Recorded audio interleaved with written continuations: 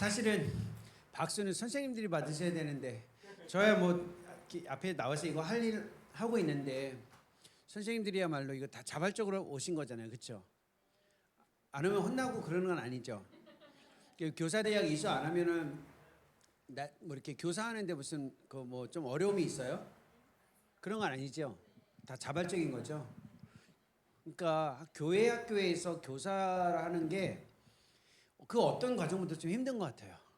다 자발적인 거거든요. 이 자발성에 기반을 두는 게 사실 쉽지는 않은데 그 자체 잠시만요.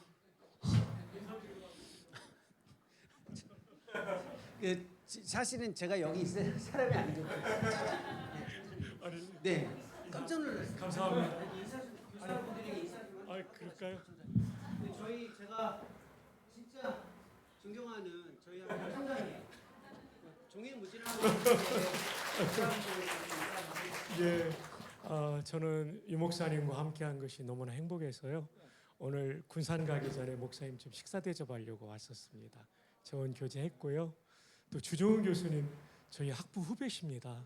두 분 다 우리 총신이 나온 인재들이십니다. 우리 학교에 또 경건훈련처장님으로 신대원에서 너무 수고하고 계셔서 그냥 가면 선배로서 안 될 것 같아서 신고하고 가려고 왔습니다.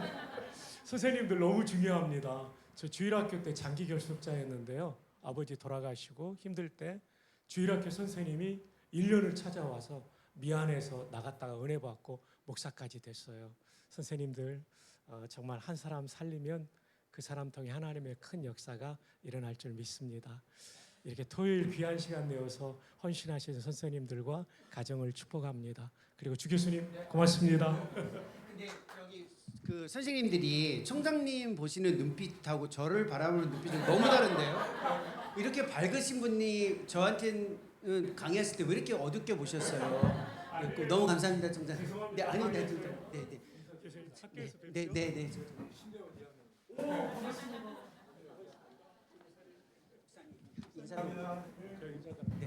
그 우리 총장님은 어제 부산 수영로교회에서 저녁 금요 집회 하시고 오늘 아침에 대전 내려오셔서 제가 밥을 사드려야 되는데 총장님이 저를 밥을 사주시고 지금 군산으로 가셔서 내일 그 군산 경포교회에서 말씀을 전하시는 그런 일정이에요. 그래서 가시는데 주종훈 교수님한테 인사드리고 얼굴 한번 뵈셔야 된다고.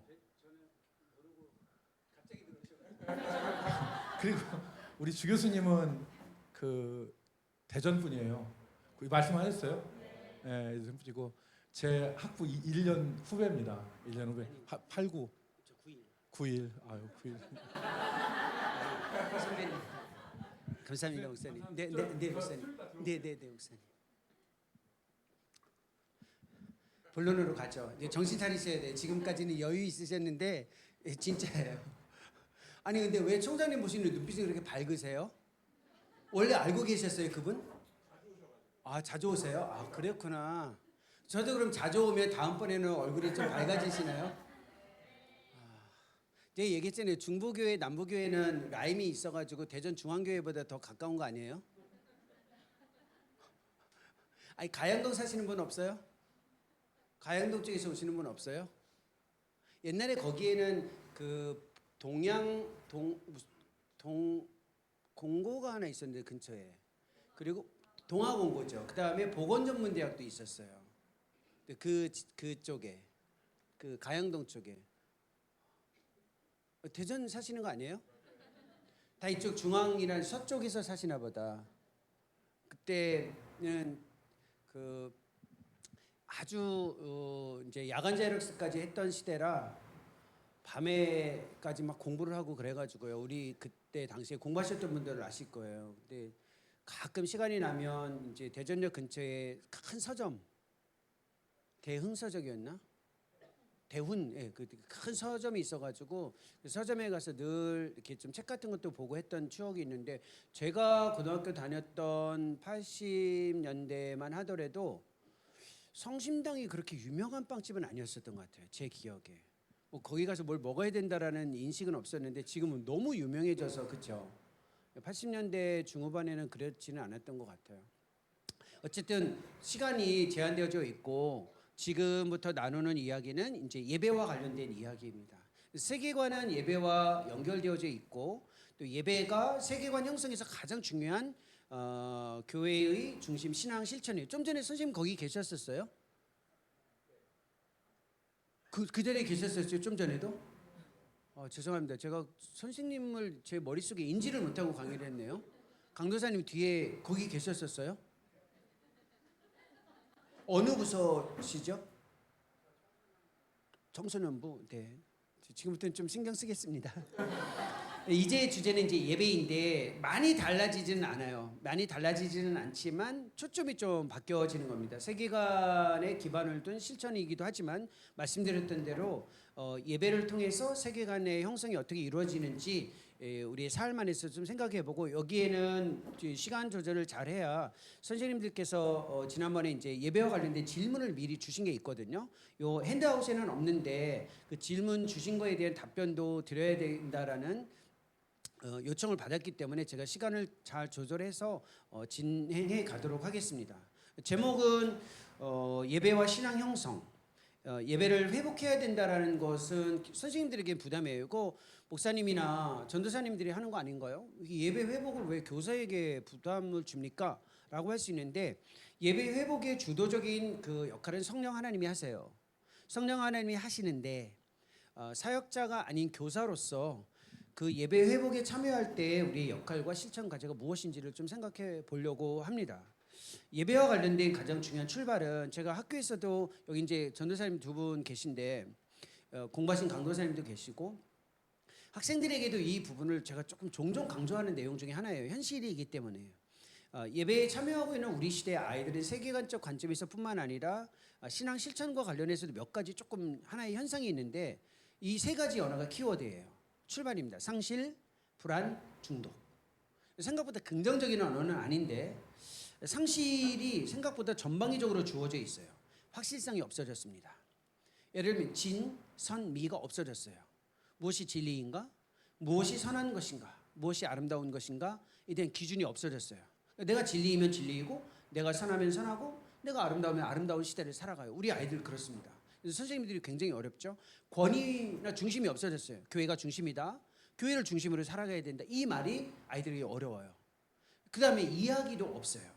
일종의 이제 서사의 종말 시대라고 이야기하는데 함께 공유하는 이야기가 거의 없어요. 하나님의 말씀 안에서 우리가 이렇게 살아가야 된다라고 해도 아이들이 항상 그 이야기에 잘 들어오지 않습니다.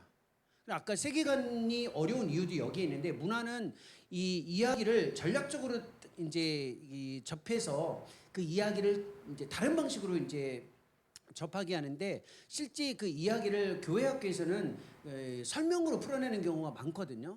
예배 안에서도. 근데 그 이야기를 아이들이 잘 공유를 못해요. 그래서 뭐 가르치면 선생님들의 부담이 뭐냐면 선생님 그 사실이에요? 그 사실이에요? 그 사실이에요? 이렇게 막 자꾸 팩트 체크에 관심이 많아요. 그러니까 이야기에 그 권위가 없기 때문에 그렇습니다. 아니면 팩트 체크 안 하면 뭔 접근을 하냐면 반대인데요. 음모. 이 선생님이 지금 이렇게 얘기하는 거는 뭔가 숨기는 의도가 있을 거예요. 또 오늘 뭘 요구하려고 저러고 있을까? 뭐 이런 생각이에요. 이게 지금 이야기에 대한 가치 공유가 없기 때문에 그렇습니다. 왜 그럴까요? 이런 현상 때문에 그래요. 우리가 어렸을 때에는 여기 계신 선생님들 중에는 물론 90년대, 2000년대 초반에 출생하신 분들도 계시겠지만 대부분 사실 불과 한 20, 30년 전만 해도 대자연 속에서 내가 누구인지를 보면서 성장했어요. 그러니까 항상 넓은 세계 안에서 나의 위치를 결정했는데 이제는 바뀌었습니다. 손안에 주어지는 스마트폰 안에 들어가서 내가 그 안에서 모든 것들을 찾는 시대가 돼버렸어요.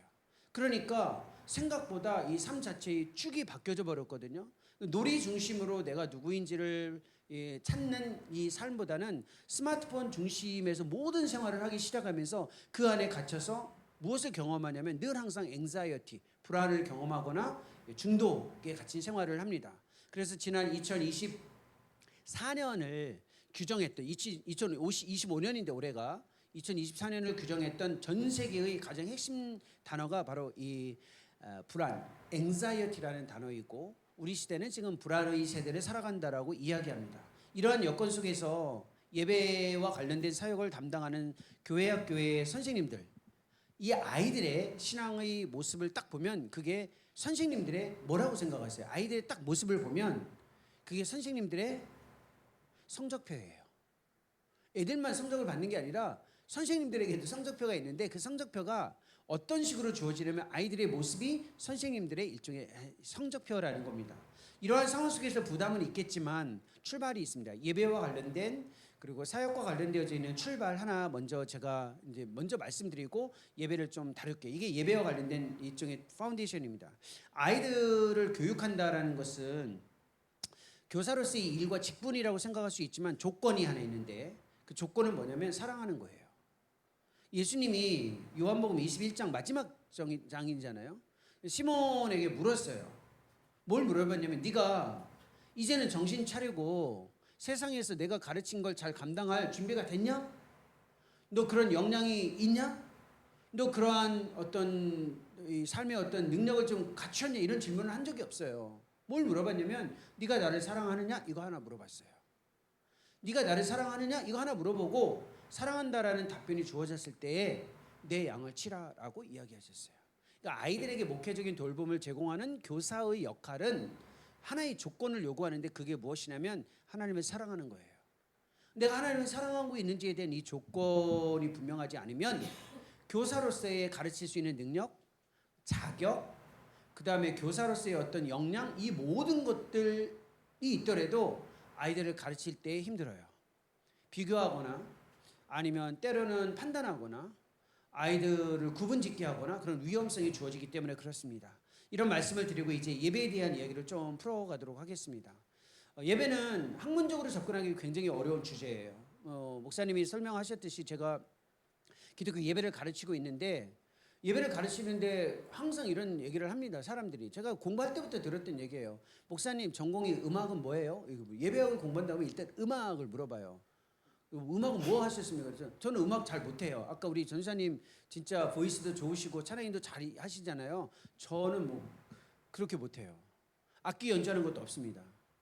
음악은 아니에요. 그 말을 왜 그런 질문이 왜 주어지냐면 예배를 꼭 학문적으로 배워야 할 필요가 있냐라는 생각을 가져요. 예배에 대한 조금 성경적이고 체계적인 이해를 가지면 훨씬 더 그 의미가 깊어질 수 있는데 그 출발은 성경 구절 여러분이 핸드아웃에 보면 고린도후서 3장 18절인데 그 내용의 구체적인 이게 구절은 이렇습니다. 고린도후서 3장 18절이에요. 이 구절 예배와 관련된 가장 중요한 구절입니다. 아마 예배와 관련된 성경 구절 중에 가장 중요한 걸 찾으라면 우리는 뭘 찾냐면 요한복음 4장 23, 4절 하나님은 영이시니 예배하는 자가 영과 진리로 예배할지니라. 요거 아니면 로마서 12장 1, 2절 그렇죠. 너의 마음을 새롭게 함으로 변화를 받아 하나님이 기뻐하시고 받으실 만한 그 영적 예배 이런 것들에 집중을 합니다. 아니면 요한계시록 4장 5장 이런 구절들. 근데 제일 중요한 구절은 고린도후서 3장 18절에 이게 예배와 관련되어 있습니다. 예배에서 가장 중요한 핵심이 무엇인지 보십시오. 우리가 다 수건을 벗은 얼굴로 거울을 보는 것 같이 주의 영광을 보매 그와 같은 형상으로 변화하여 영광에서 영광에 이르니 곧 주의 영으로 말미암음이니라. 이게 예배와 관련되어지는 가장 중요한 핵심이에요. 주의 얼굴을 보는데 어떻게 보느냐면 거울을 보는 것 같이 보는 거예요. 그리고 거기에서 주의 영광을 봅니다. 근데 그와 같은 형상으로 변하는 것과 연결되어져 있어요. 그냥 읽어보면 늘 보던 구절인데 예배의 관점으로 한번 보세요. 예배에서 제일 중요한 게 주님의 영광이에요. 그렇죠? 근데 그 영광이 어디에서 나타나냐면 형상으로 변화할 때 나타나요. 영광은 하나님의 형상의 변화와 연결되어져 있어요. 신앙 형성과 연결되어져 있다는 겁니다. 근데 예배가 뭐 하는 거냐면 비유적으로 이야기해서 거울을 보는 것 같이 자신을 비추는 게 예배예요. 그럼 질문이 있어요. 거울에 비추는 것처럼 자신을 비춘다? 이게 어떤 뜻인가? 질문 한번 해볼게요. 손거울 가지고 다니세요 혹시? 손거울 가지고 다니세요? 선생님 있어요? 어디 있어요? 보여주세요. 네, 가방에? 네. 한번 보세요. 다른 분들은 안 가지고 다녀요? 있어요? 저 선생님의 손거울 한번 볼까요? 네, 얼마나 멋있어. 그거 어디서 나셨어요? 누가 사준 거예요? 아, 내돈내산? 아, 선생님이 사셨구나. 좋아하는 스타일로. 그 질문이에요. 손거울 언제 보세요? 네, 언제 보세요? 밥 먹고 나서. 밥 먹고 나서만 봐요? 보고 싶을 때. 제가 해석해 드릴까요? 수시로 본다는 뜻이에요. 손거울을 가지고 다니는 사람이 일단 자기 관리를 하는 사람이에요. 그리고 손거울을 가지고 다니는 사람은 수시로 봐요. 수시로 보죠. 밥 먹었을 때뿐만 아니라 바람이 불면 아침에 프라이머 사용해서 파운데이션, 그렇죠? 그리고 나서 컨실러도 사용해가지고 얼굴을 아름답게 꾸몄잖아요. 근데 바람이 불면 혹시 이게 좀 퍼져서 다시 세울 수는 없지만 무너진 화장을, 그러나 수정이나 교정은 하잖아요. 여성들만 그런 건 아니에요. 남성들도 마찬가지예요. 손거울 안 보세요? 그렇게 자신 있어? 그러면 안 돼요. 자리를 옮기셨니 이쪽으로? 저쪽에서 이쪽으로? 근데 거울을 본다라는 것, 우리의 삶의 일상적인 표현인데, 경험인데, 예배라는 게 거울을 보는 것처럼 자기 자신을 하나님께 비추어 보고 거기에 반응하는 거예요. 예배의 핵심이에요. 예배는 거울처럼 비추어지시는 하나님께 나 자신을 비추는 거야. 그리고 거울을 보면 항상 반응하게 돼 있어요. 거울을 본 다음에 괜찮아 하는 사람 없어요. 어떻게든 터치를 하든가 교정을 해요. 립밤을 다시 바르든가. 거울을 본다라는 말은 반응한다라는 뜻이거든요. 예배는 그거예요. 예배는 하나님께 자신을 비추어서 거기에 반응하는 게 예배예요. 아주 쉬운 정의죠. 하나님께 비추어 보는 게 생각보다 어렵습니다. 왜 그런 줄 아세요? 우리 시대 젊은 세대의 표현을 하면 마음에 상처를 입어요. 긁힌다고요, 마음이. 그러니까 긁히기가 싫은 거예요. 왜냐하면 거룩하신 하나님 앞에 내 모습이 그 거울에 비추어지신 하나님처럼 비추어지지 않으니까 마음이 불편해요. 그래서 웬만하면 안 보고 싶어 해요. 안 보고 그냥 살아가고 싶어 해요. 예배가 왜 힘드냐면 진부함이 느껴지고, 왜 예배에 생명력이 없냐면 목사님의 설교나 기도 환경이 문제가 아니에요. 내가 이미 기본적으로 하나님을 보려고 하는, 비추어 보려고 하는 마음의 태도가 없기 때문에 그래. 근데 이게 어렵다고요. 마음을 갖기가. 왜냐하면 진짜 거룩한 사람을 딱 직면하면 사람도 딱 봤을 때 눈빛을 뚫어져라 보기가 어려워요. 진짜 거룩한 사람 있잖아요. 영이 맑은 사람들도 있고 늘 항상 순전한 모습들이 있죠. 근데 우리는 뭐에 익숙하냐면 봐도 쉽게 반응하지 않을 것에 열심히 봐요. 쇼트. 그런 있잖아요. 자기 자신에서 삶에 늘 보고 있는 것을 한번 보세요. 쉽게 진지하게 반응하지 않을 것에 열심히 반응을 하죠. 근데 이게 이제 예배의 핵심이에요. 근데 이게 반응을 하면 삶의 모습이 나타나는데, 삶의 모습이 하나님의 영광과 연결되어져 있어요. 영광은 우리의 모습의 변화 없이 절대 주어지지 않습니다. 그게 이 바울의 가르침입니다. 우리가 주님 앞에 반응할 때에는 그냥 반응해서는 안 되고 하나님이 원하시는 방식대로의 반응이 중요합니다. 그래서 예배에 대한 또 다른 중요한 구절이 히브리서 12장 28절인데, 예배에서 제일 중요한 경험 중에 하나가 은혜를 받는 겁니다. 그렇죠? 은혜를 받는 거예요. 그래서 그러므로 우리가 흔들리지 않는 나라를 받았은즉 은혜를 받자. 예배의 교훈이에요. 은혜를 받자. 이로 말미암아 이 은혜를 받으면, 히브리서의 저자는 바울과는 좀 다른 신앙적 표현을 합니다. 은혜를 받자. 그러면 경건함과 두려움으로 태도입니다. 하나님을 기쁘시게 섬긴다라고 이야기합니다. 은혜를 받은 사람의 특징이에요. 하나님을 기쁘시게 섬긴다라는 말은, 기쁘시게라는 말이 즐거워하게가 아니라 받으실 만하게라는 뜻이에요. acceptably라는 뜻이에요. 섬기다라는 말은 영어로 serve니까 섬기다, serve 예배하다라는 뜻이죠. 그러니까 하나님이 받으실 만하게 예배한다라는 뜻입니다. 이 두 구절을 통해서 예배의 출발점은 이미 설명했습니다. 예배에서 가장 중요한 게 뭐예요? 하나님의 영광이에요? 삶의 변화예요? 예? 하나님의 영광이에요? 삶의 변화예요? 둘 다예요. 영광은 삶의 변화 없이는 없어요. 삶의 변화가 있다는 건 하나님의 영광이 있다는 거예요. 이게 성경의 가르침입니다. 좀 전에 이렇게 얘기했잖아요. 다시 보세요. 성경 구절. 주의 영광 형상으로 변한다. 연결되어져 있어요. 영광에서 이르는 거예요. 그러니까 예배를 교회의 교육과 연결시킨다라는 말은 무슨 뜻이냐면, 하나님에게 내가 얼굴빛을, 하나님의 얼굴빛을 향해 내가 나의 모습을 비추어 보고 내가 변화되듯이 아이들에게 거울이 되는 사역이에요. 아이들이 하나님께 이렇게 자신을 비추어 볼 수 있도록 내가 옆에서 거울이 될 수 있도록 역할을 하는 겁니다. 선생님의 역할이. 아이들에게 예배와 관련해서 그렇습니다. 근데 저는 그런 기술이 없는데요. 맞아요. 그래서 뭐라고 얘기하냐면 성경에 주의 영으로 말미암는다라고 이야기합니다. 성령을 의존하면서 하는 거예요. 그러니까 예배와 관련해서 저는 음악도 몰라요. 그 다음에 뭐 연주도 잘 못해요. 예배와 관련해서 제가 특별히 무슨 기능, 재능이 있는 거 맞아요. 선생님 모두가 예배와 관련해서 할 수 있는 사역은 어떤 개념이나 기술을 익힌다라는 게 아니고 성령의 도우심 안에서 이 일을 감당하는 겁니다. 그래서 아까 이야기했잖아요. 믿음, 삶의 방식이라고 이야기했죠. 이 삶의 방식에서 주어지는 가장 중요한 특징이 삶을 형성해 나가는 겁니다. 이게 교육과 예배를 연결시키기 위한 출발인데 요거 한 구절이 오늘 이제 기독교 예배와 교육을 연결하는 중요한 표현입니다. 터툴리안이라는 고대의 교부가 있는데 지금도 교사 대학으로 수준이 높아져 가고 있습니다.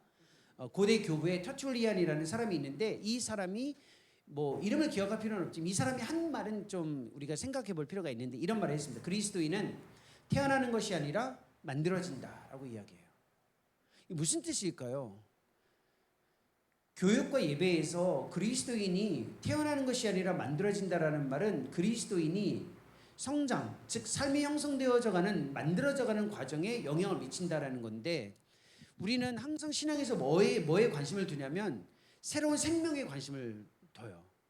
새로운 생명이 우리에게 주어졌다. 새로운 생명이 우리 가운데 주어진다. 얼마나 거기에 감격하는지 모릅니다. 자, 그러면 돌아가서 우리 결혼하신 선생님 중에 자녀가 있으신 분, 자녀 있으시죠? 다 자녀 있으시죠? 그리고 목사님한테 예를 들어서 설명을 할게요. 예예요, 예. 제가 하는 모든 건 다 예예요, 그냥. 한번 생각해 보세요. 나는 결혼을 해서 하나님이 우리 가정에 자녀를 줬어요. 그럼 목사님 자녀 몇 명? 둘이에요? 그럼 첫 번째 딸이 처음 태어났을 때 그 생명의 경이로움을 받던 그 순간을 잊을 수 없을 거예요. 그렇죠?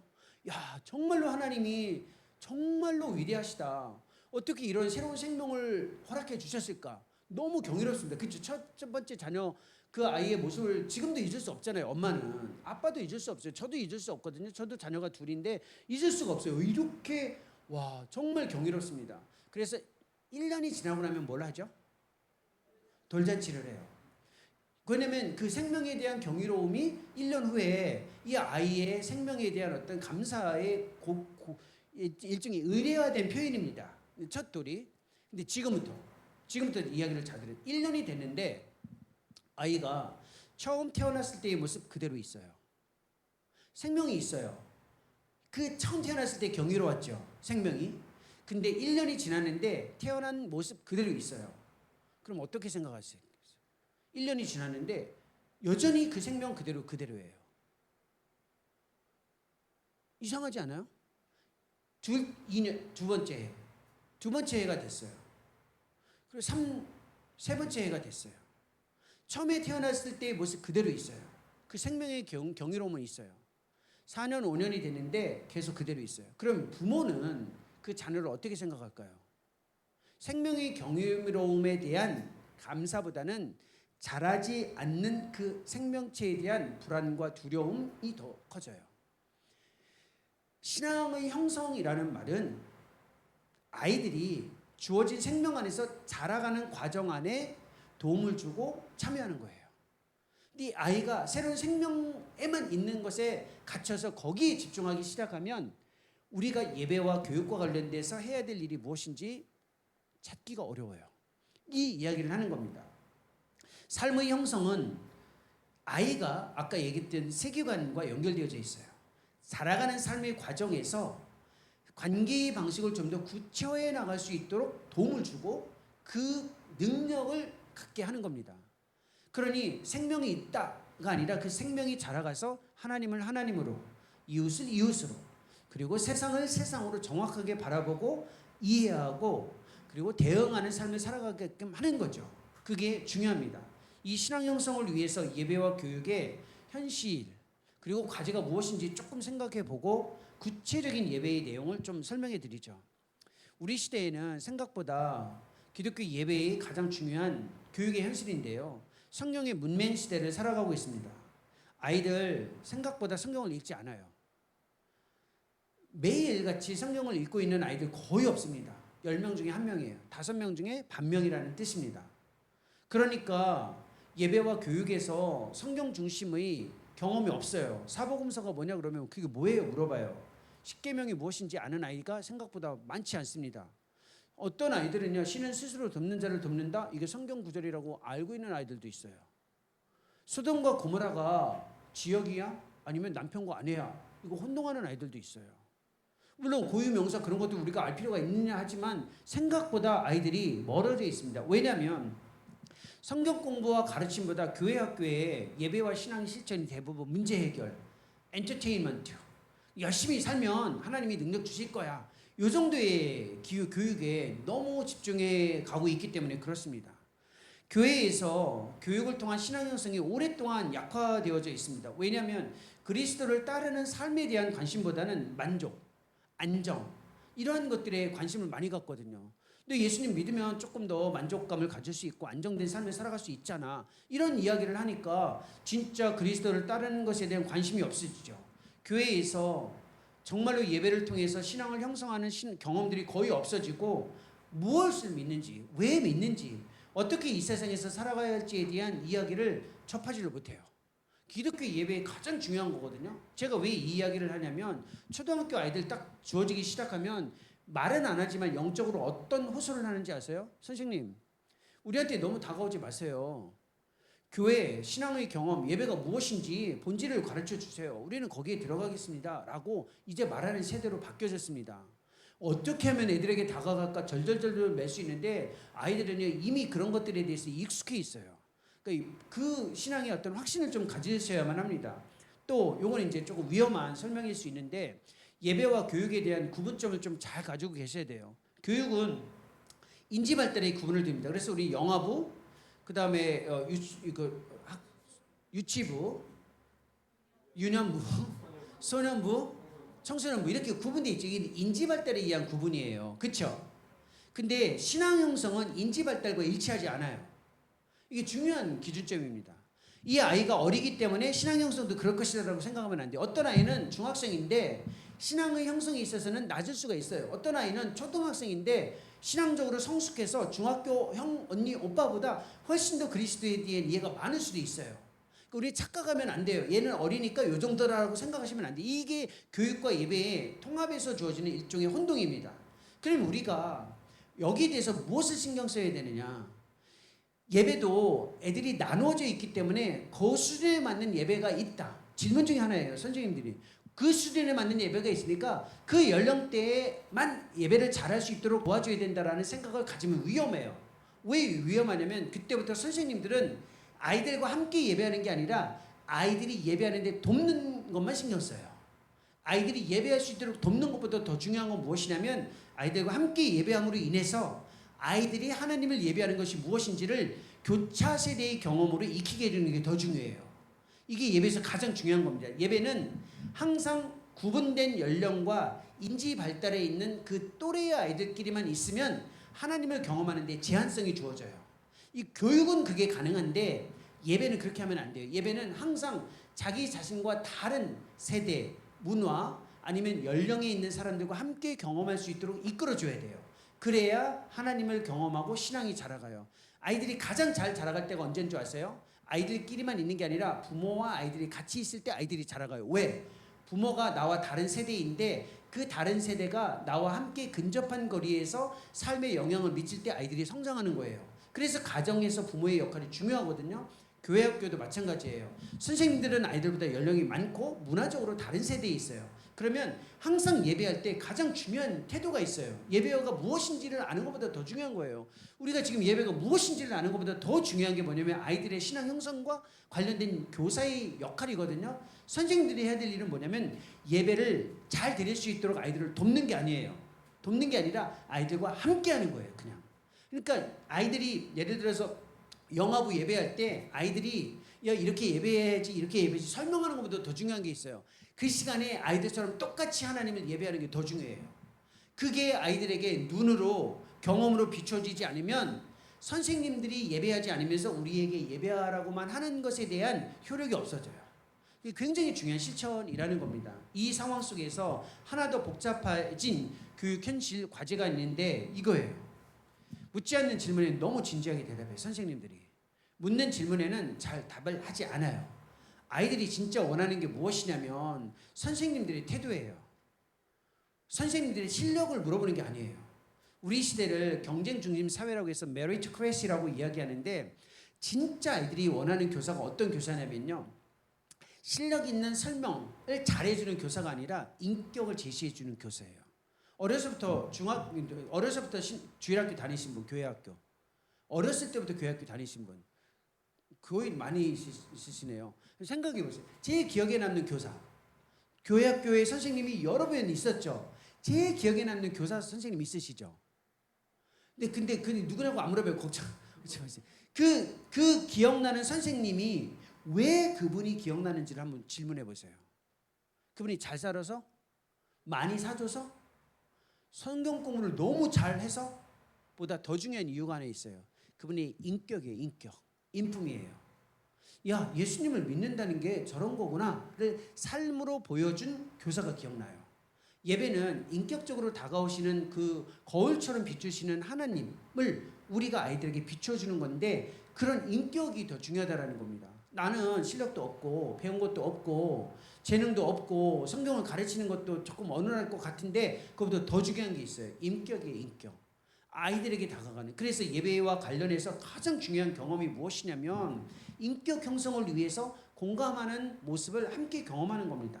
그러니까 성공을 위한 수단으로 예배를 쓰는 게 아니고 이렇게 예배 잘 드리면 하나님이 실력을 줘서 좋은 중학교 고등학교 갈 수 있으니까 이렇게 예배하자 그게 아니라 말 그대로 인격을 제시해주는 방식으로 노력하는 겁니다. 이런 것과 관련해서 아까 이야기했잖아요. 삶의 체계로서의 신앙에 대한 분명한 삶의 방식, 관계의 구축, 인격적 관계의 구축이 예배에서도 핵심이에요. 세계관에서도 핵심이지만 그럼 관계의 구축에 따른 이 신앙 형성의 과제가 왜 중요한지 예배에서 무엇을 다루는지를 설명하고 예배에 대한 주제로 계속 갖겠습니다. 관계의 구축의 신앙 형성, 아이들이 잘 자라가는 데 있어서 가장 중요한 과제가 이거입니다. 세계관 때 이야기했어요. 지나가는 말로 내가 누구인가? 나는 어디에 속해 있는가? 무엇을 위해서 살아갈 것인가? 다 중요한데 정체성이 가장 중요합니다. 왜냐하면 내가 누구인지를 알아야 무엇을 위해서 살아갈 수 있기 때문에 그것을 알 수 있기 때문에 그렇습니다. 그런데 이게 여기서부터 중요합니다. 예배는 혼자 하는 공연이나 그냥 자기 개발의 방식이 아니고 하나님과의 인격적 관계의 방식의 실천이에요. 그러니까 관계를 구축하는 가장 구체적인 실천이 예배인데 이 예배가 왜 중요하냐면 내가 누구인지를 말해주는 결정적인 의미를 가지고 있습니다. 내가 누구인지를 알려면 여러 가지 것들이 중요한데 가장 중요한 것이 관계의 방식이에요. 그러니까 내가 누구라는 선언으로 내가 누구인지를 결정하지 않아요. 예를 들면 제가 여러분들 앞에서 저는 대전시장입니다. 저 대전시장이에요. 선언할 수 있어요. 근데 그게 진짜 대전시장이 되려면 투표를 해서 인정을 받고 공식적으로 그 과정을 거쳐야 공적으로 대전시장이 되는 거잖아요. 대전시장과 같은 마음으로 살겠습니다. 이거하고 실제 대전시장이 되는 거하고 다른 거예요. 그러니까 하나님의 자녀가 된다라는 말은 하나님의 자녀로 살아가겠다는 마음의 결심보다 하나님의 자녀로서의 삶의 방식을 공적으로 직접 경험하는 겁니다. 예배는 관계의 방식의 실천에서 가장 중요한 거죠. 그러려면 예배를 위해 아이들이 어떤 상황 속에 있는지를 좀 알고 있으면 세계관과 동일한 방식으로 예배에 대한 접근이 빨라집니다. 우리 시대를 알파 내지는 Z세대라고 이야기하는데 예배와 관련되어져 있는 아이들의 현실이에요. 예배하기 어렵다라는 겁니다. 예배가 무엇인지 몰라서가 아니라 예배하는 것이 진짜 어려워요. 아이들. 학교 선생님들이 아이들에게 이런 말 많이 해요. 너 아직도 교회 다니냐? 이거 무슨 뜻이에요? 너 기도하고 너 하나님 뭐 이렇게 말씀 읽고 그 다음에 신앙생활하는 거 이거에 대해서 선생님들이 별로 좋아하지 않아요. 그리고 이 말을 하면 아이들은 힘듭니다. 일단 교회에 오는 아이들은 생각보다 마음에 무게가 있고 예배하는 게 힘든 현실 속에서 있다는 걸 먼저 받아주셔야 돼요.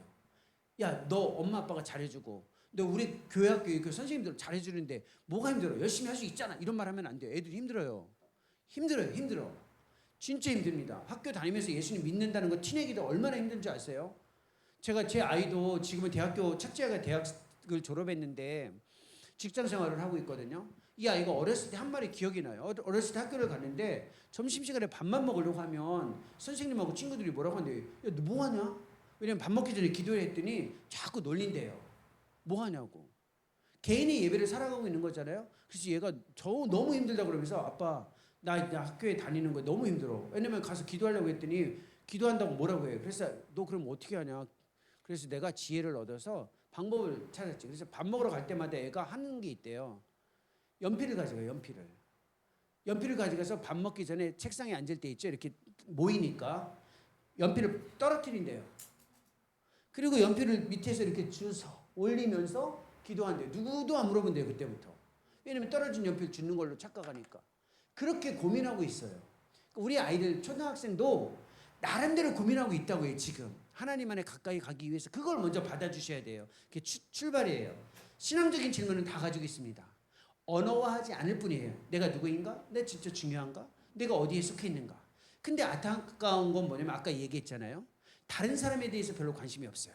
그래서 예배가 힘든 거예요. 예배는 관계이기 때문에 대상과의 연결된 실천이에요.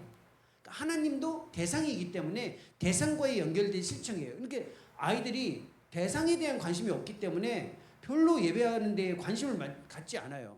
그리고 최소한 행복, 만족, 그 다음에 그냥 성실, 이러면 천국 가는 거 아닌가라고 해서 예배에 대한 집중이 굉장히 어렵죠. 근데 아까 세계관과 동일하게 디지털 시대에 하나님과의 관계 형성의 예배가 같이 어렵습니다.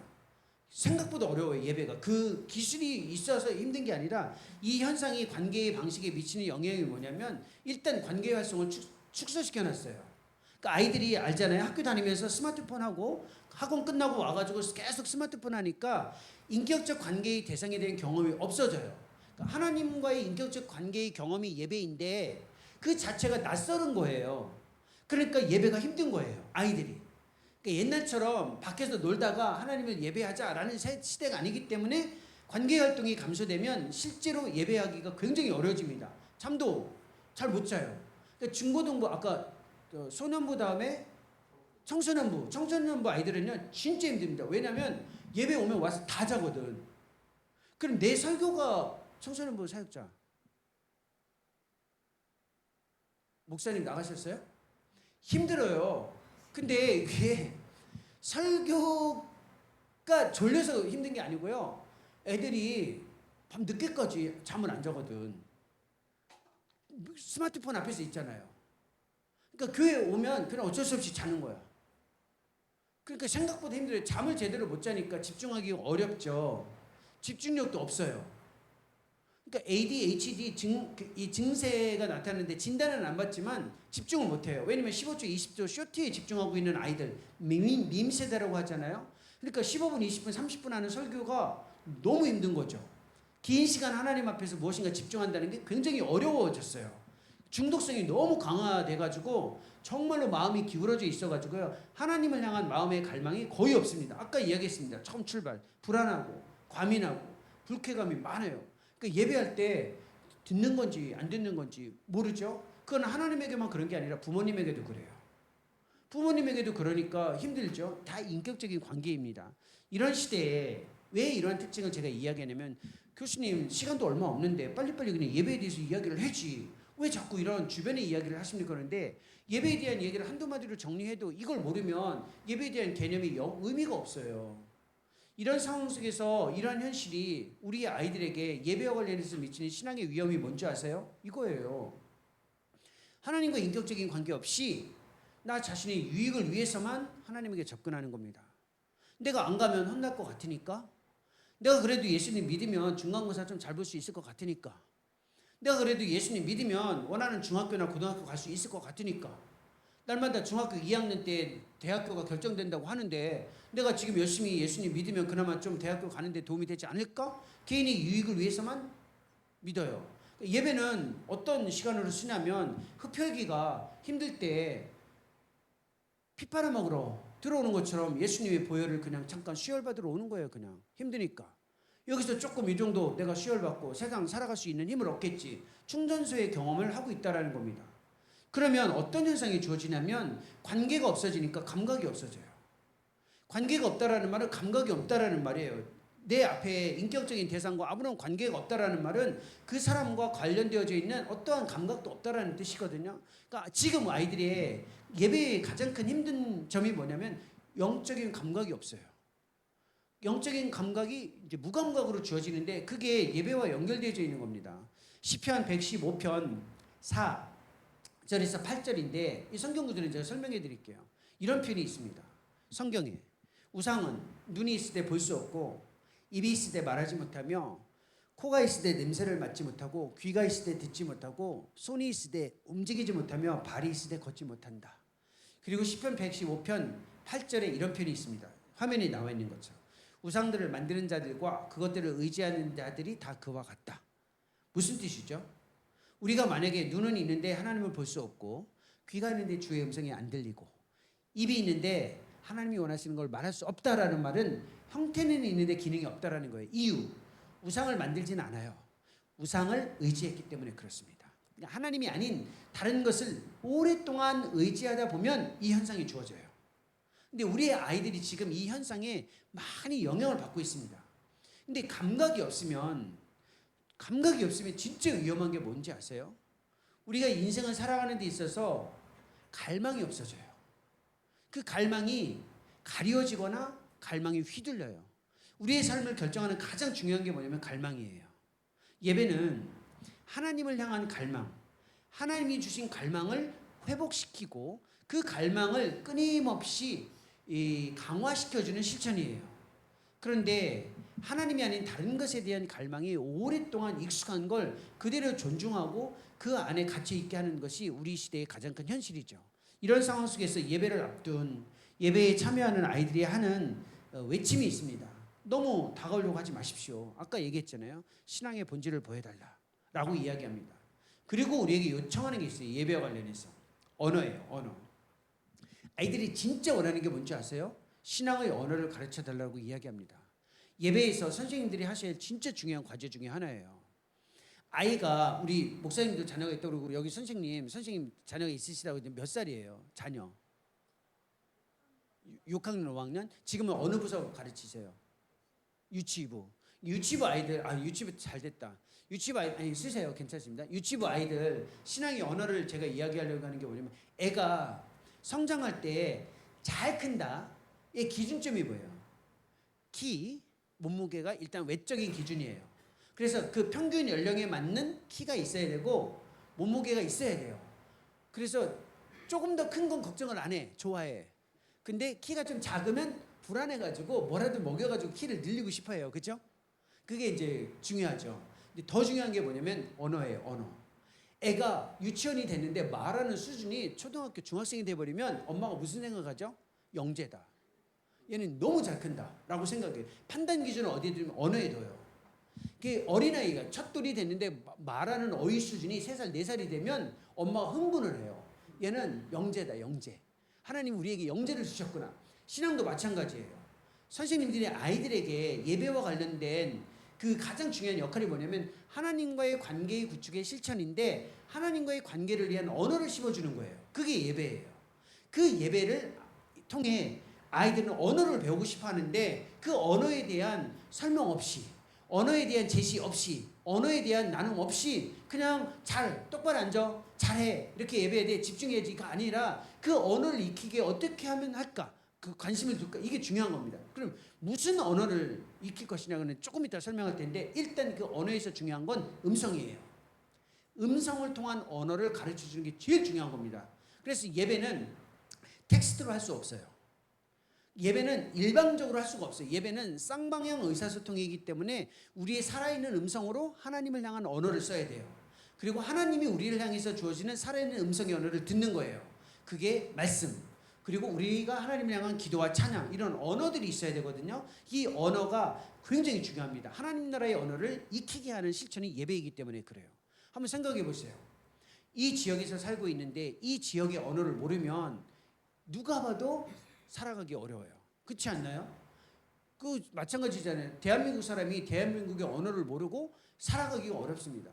저는 아까 이 목사님이 이야기했던 대로 실제 케냐하고 우크라이나에 있었는데 케냐에 처음 들어갔을 때 스와힐리어를 모르면 길거리 사람이랑 이제 의사소통이 어려우니까 생활이 굉장히 어렵습니다. 영어는 보통 사람들이 쓰지만 스와힐리어는 진짜 이렇게 길에 있는 사람들이 다 쓰는 언어거든요.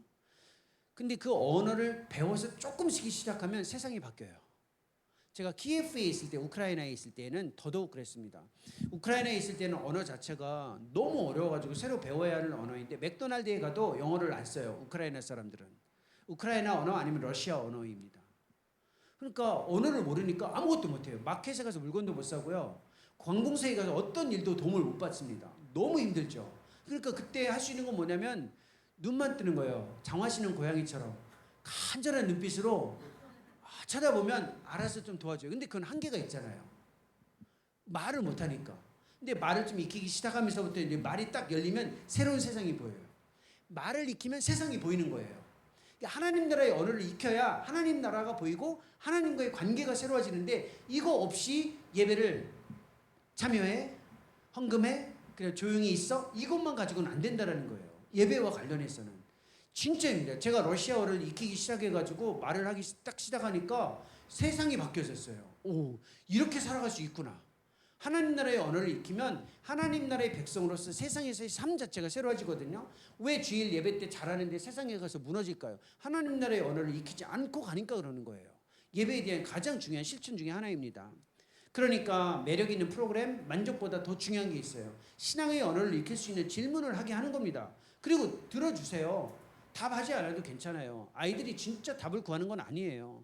그리고 이야기했던 성장 과정에서 가장 중요한 정체성, 소속감, 삶의 목적에 대한 답을 경험할 수 있도록 이끄는 거죠. 아이들을 정말로 존중하세요. 어쩔 수 없는 방식으로 그냥 주변에 있는 대상으로 생각하시면 안 됩니다.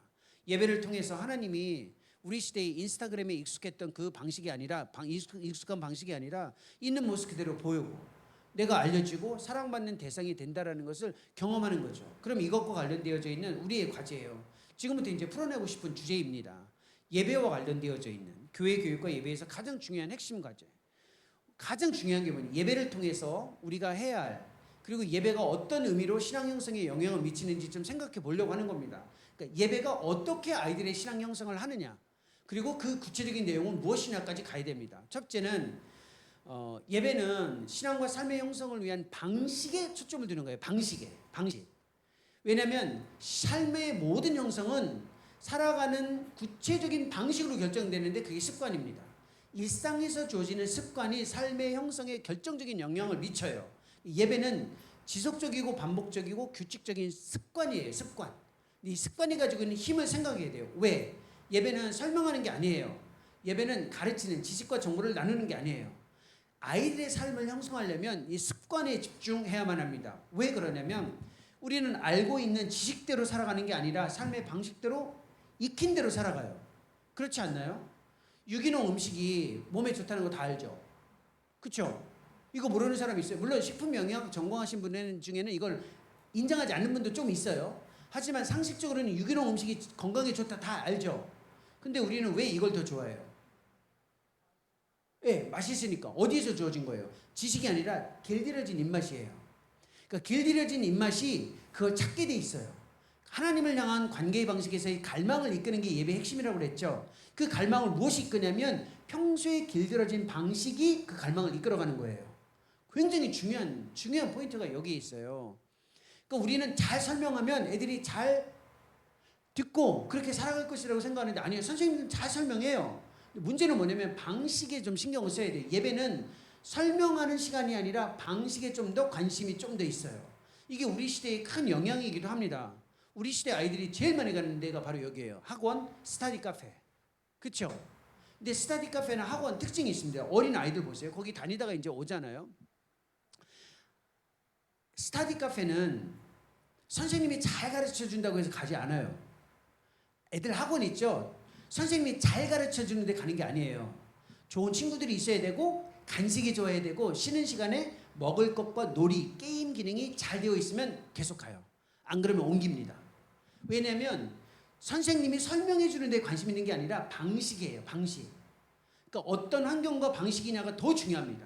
내가 누구인지에 대한 경험은 어디에서 주어지냐면 평소에 고정적인 방식이 중요해요. 그러니까 유치부나 영아부나 소년부나 이 학생부, 청소년부에 내용의 설명이 무엇이냐도 중요한데 그 내용보다 더 우선적인 게 뭐냐면 방식이 공동체의 예배인데 그 방식을 신경 써야 된다는 거예요.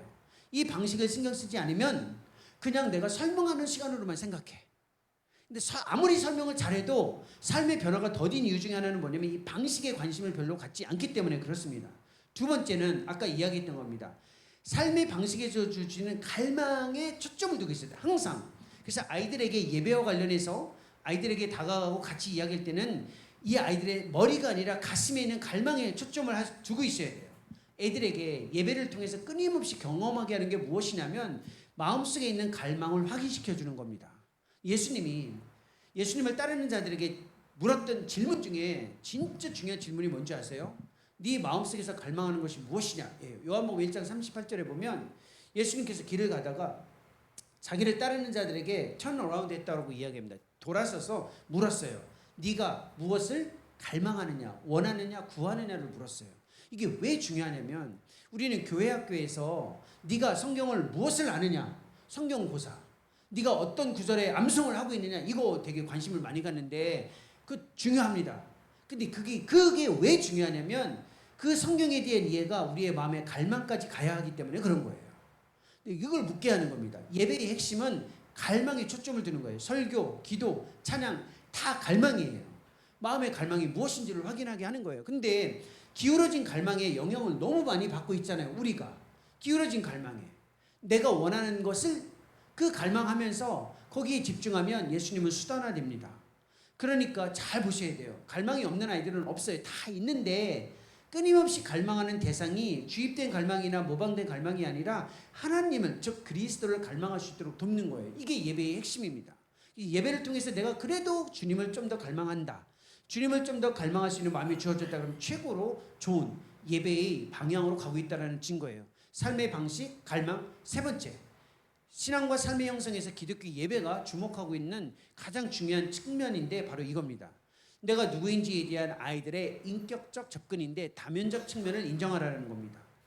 이게 굉장히 중요한 실천 중에 하나예요. 예배를 통해서 아이들이 하나님과의 관계 구축에서 무엇에 집중하고 있어야 되냐면 정체성과 관련해서 어떻게 그 정체성이 규정되는지 인격적 방식의 정체성 규정에 대해서 선생님들이 도와주셔야 돼요. 이게 바로 신앙 형성에서의 핵심 과제입니다. 어려울 수 있는데 이것만 보면 근데 설명을 드리면 아주 쉽습니다. 아이들이 있죠. 맡고 있는 아이들, 유치부 선생님 아이들 몇 명이에요? 3명? 맡고 있는 3명 아이들 3명 하자마자 동시에 애들이 싹 스쳐 지나가죠. 3명 아이들 머릿속에 있죠. 기도하시잖아요. 그래 각각 아이들의 특징이 있죠. 딱 보면 이 3명의 특징이 있어요. 아니, 선생님들도 각자 맡은 아이들의 특징이 있죠. 그 3명의 특징이 있습니다. 그리고 기도할 때 그 특징을 생각해서 하나님과 이렇게 연결시켜줘요. 하나님, 이 아이는 이런 아이인데 이렇게 이제 신앙을 위해서 기도하고 있거든요. 이때 주의할 게 있어요. 아이들의 특징을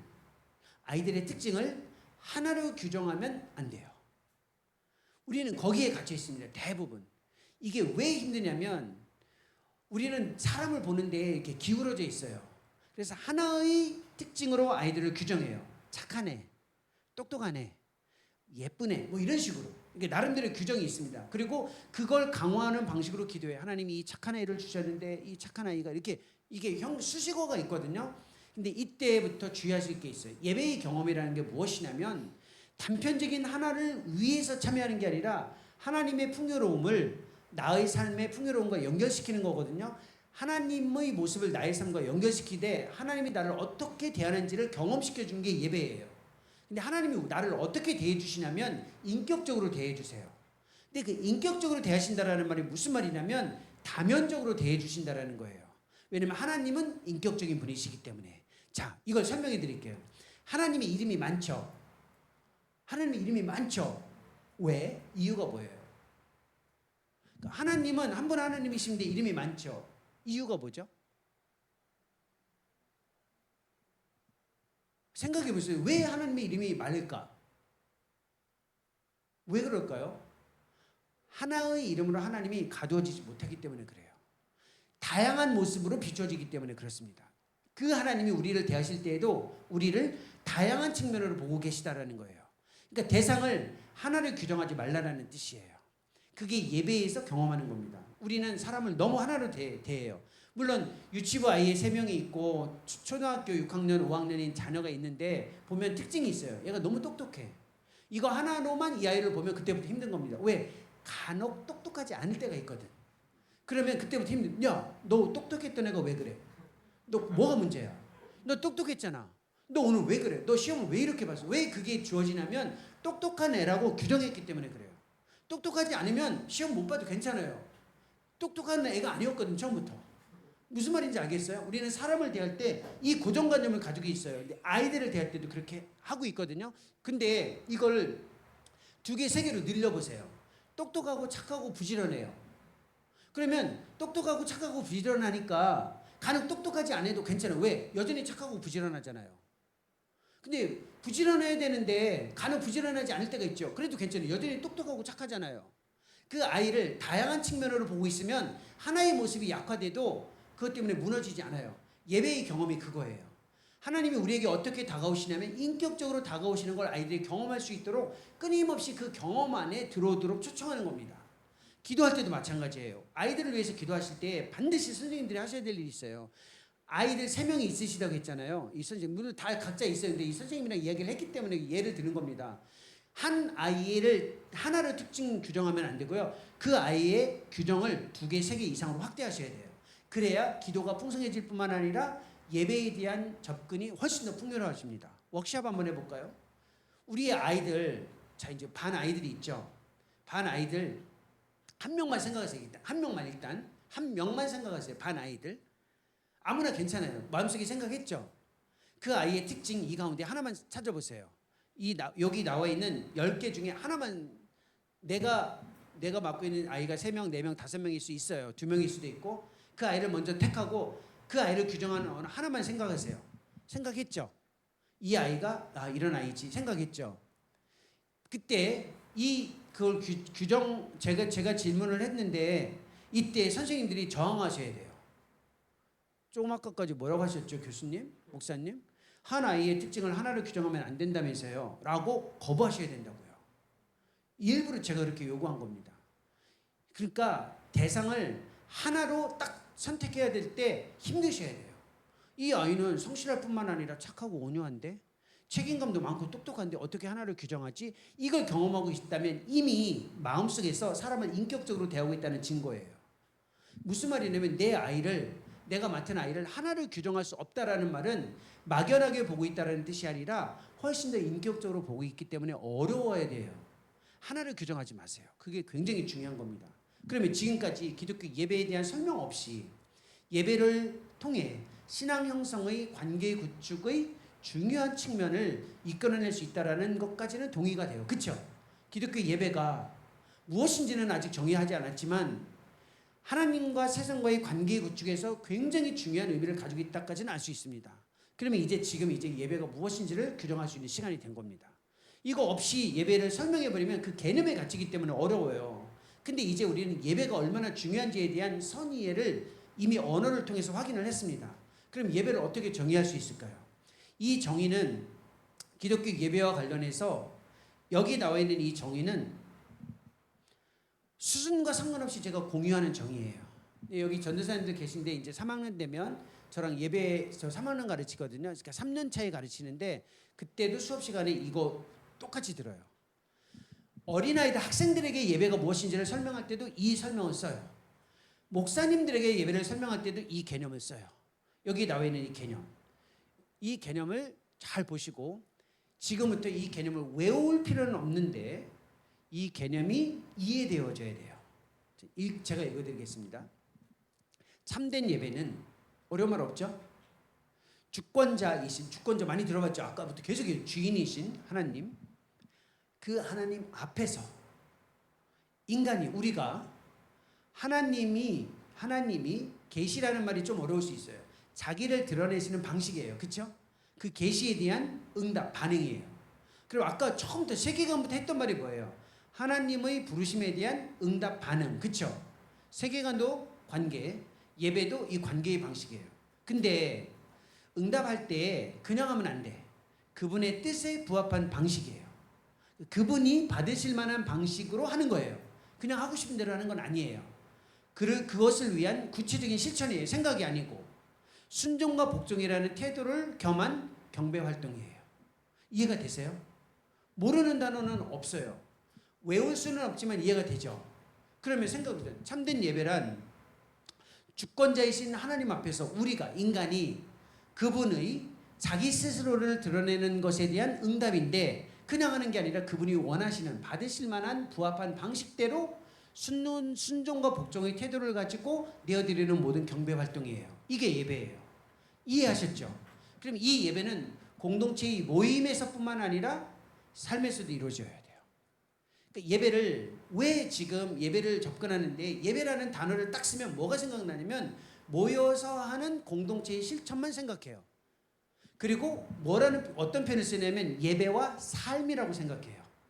예배는 공동체 안에서 있는 거고 삶은 예배와 관련되어져 있는 또 하나라고 생각하는데 그게 아니라 공동체의 모임과 삶의 현장에서 하나님이 스스로를 드러내시는 모습에 우리가 반응을 하는 거예요. 모임에서 반응하고 삶에서 반응하는 거예요. 하나님이 원하시는 대로 어떻게 적절한 순종과 복종의 태도를 가지고 그리고 구체적인 실천을 통해서 이해가 되시죠? 예배는 모임의 예배도 있고 삶의 예배도 있다라는 거예요. 이해가 되셨죠? 그러니까 단순히 모임은 예배이고 삶은 삶이다 이런 생각을 가지면 예배의 개념에서 조금 이게 어긋나거나 초점이 약해져요. 예배라는 것은 공동체의 모임 안에서도 해요. 그러니까 영화부 예배 있어요. 유치부 예배 있을 수 있어요. 근데 그것만이 아니라 삶에서도 예배가 이루어지는 거예요. 그러니까 영화부 예배를 잘하면 삶의 예배가 살아난다? 이거는 조금 퀘스천이에요. 그렇게 생각하면 안 돼요. 내가 여기서 예배를 잘하면 삶을 잘할 수 있다. 맞아요. 맞는데 보장되지는 않아요. 여기 이 개념에 따르면 어느 영역에 있든 공동체의 모임에 있든 삶에 있든 똑같은 하나님을 대상으로 한 반응이 예배예요. 이해하셨죠? 그걸 이제 예를 들어서 설명해 볼까요? 여기 영화부 선생님 저 오늘 처음 봐서 잘 몰라요. 근데 일주일 후에 오늘이 13일이죠. 9월 20일 날 대전역 앞에서 이 선생님을 만나요. 예를 드는 겁니다. 다음 주 토요일 날 대전역 오라는 건 아니고요. 다음 주 토요일 날 9월 20일 날 대전역 앞에서 선생님을 만나요. 그럼 누가 반가울까요? 둘 다 반갑긴 선생님이 더 반갑죠. 죄송합니다. 이 선생님이 더 반가울 거예요. 왜냐하면 저는 지금은 대전에서 사는 게 아니니까 이분이 지난주에 대전에 오셨는데 우리 교회 왔는데 이번 주에 또 오시네? 그래 반갑겠죠. 맞아요. 저도 반가운데 이분이 조금 더 반가울 수 있어요. 왜냐면 선생님 대전 사시잖아. 그러니까 이분이 왔네? 여기 대전에 또 오셨네? 해서 역 앞에서 마주쳤어요. 근데 제가 이 선생님을 보고 이렇게까지 봤으면 얼굴을 기억 못한다는 게 이상하죠. 그죠? 봤는데 보고 그냥 지나가요. 그럼 이 선생님 뭐라고 생각할까요? 이 선생님은 제가 보고 지나가면 이 선생님 뭐라고 생각할까요? 여러분이 생각하는 것처럼 이 선생님이 그렇게 나쁜 분은 아니에요. 어떻게 생각하면 저분이 나를 못 봤나 보다 이렇게 생각하죠. 그렇지 않나요? 처음부터 나를 보고 인사도 안 해 이렇게 하실 분은 아니에요. 나를 못 봤겠지라고 생각해요. 그렇죠? 근데 그리고 나서 스쳐 지나갔는데 조금 있다가 한 20-30분 지나서 대전역 주변에서 돌아오는데 또 봤어요. 근데 이번에는 제가 선생님을 보고 가요. 계속. 그래서 이번에는 저 목사님이 이제 나를 기억하나 보다. 남북교회에서 그래도 계속 제일 많이 언급했잖아요. 영화부 선생님. 그러니까 기억을 하고 이번에는 인사를 할까? 너 반가운 마음에 준비하고 있는데 앞에 와서 이렇게 보고 그냥 또 지나가. 그러면 이 선생님이 뭐라고 생각할까요? 처음부터는 다르죠. 저분이 왜 저러지? 저분이 뭐가 진짜지? 그리고 나서 내년 봄에 다 이야기예요. 이야기. 내년 봄에 교회에 남북교회 대전 남북교회 내년 봄에 제가 또 왔어요. 내년 봄에 온다고요. 오면 안 돼요? 부담되세요? 온다고요. 와서 이 모임이 딱 주어졌는데 선생님 만나자마자 선생님 잘 지내셨어요? 선생님 너무 진짜 그때 선생님의 영화부의 미래이고 선생님 같은 분 정말 막 그렇게 이야기해요. 그러면 그때 이 선생님은 뭐라고 생각할까요? 저 인간은 진짜 어떻게 저러고 있을까?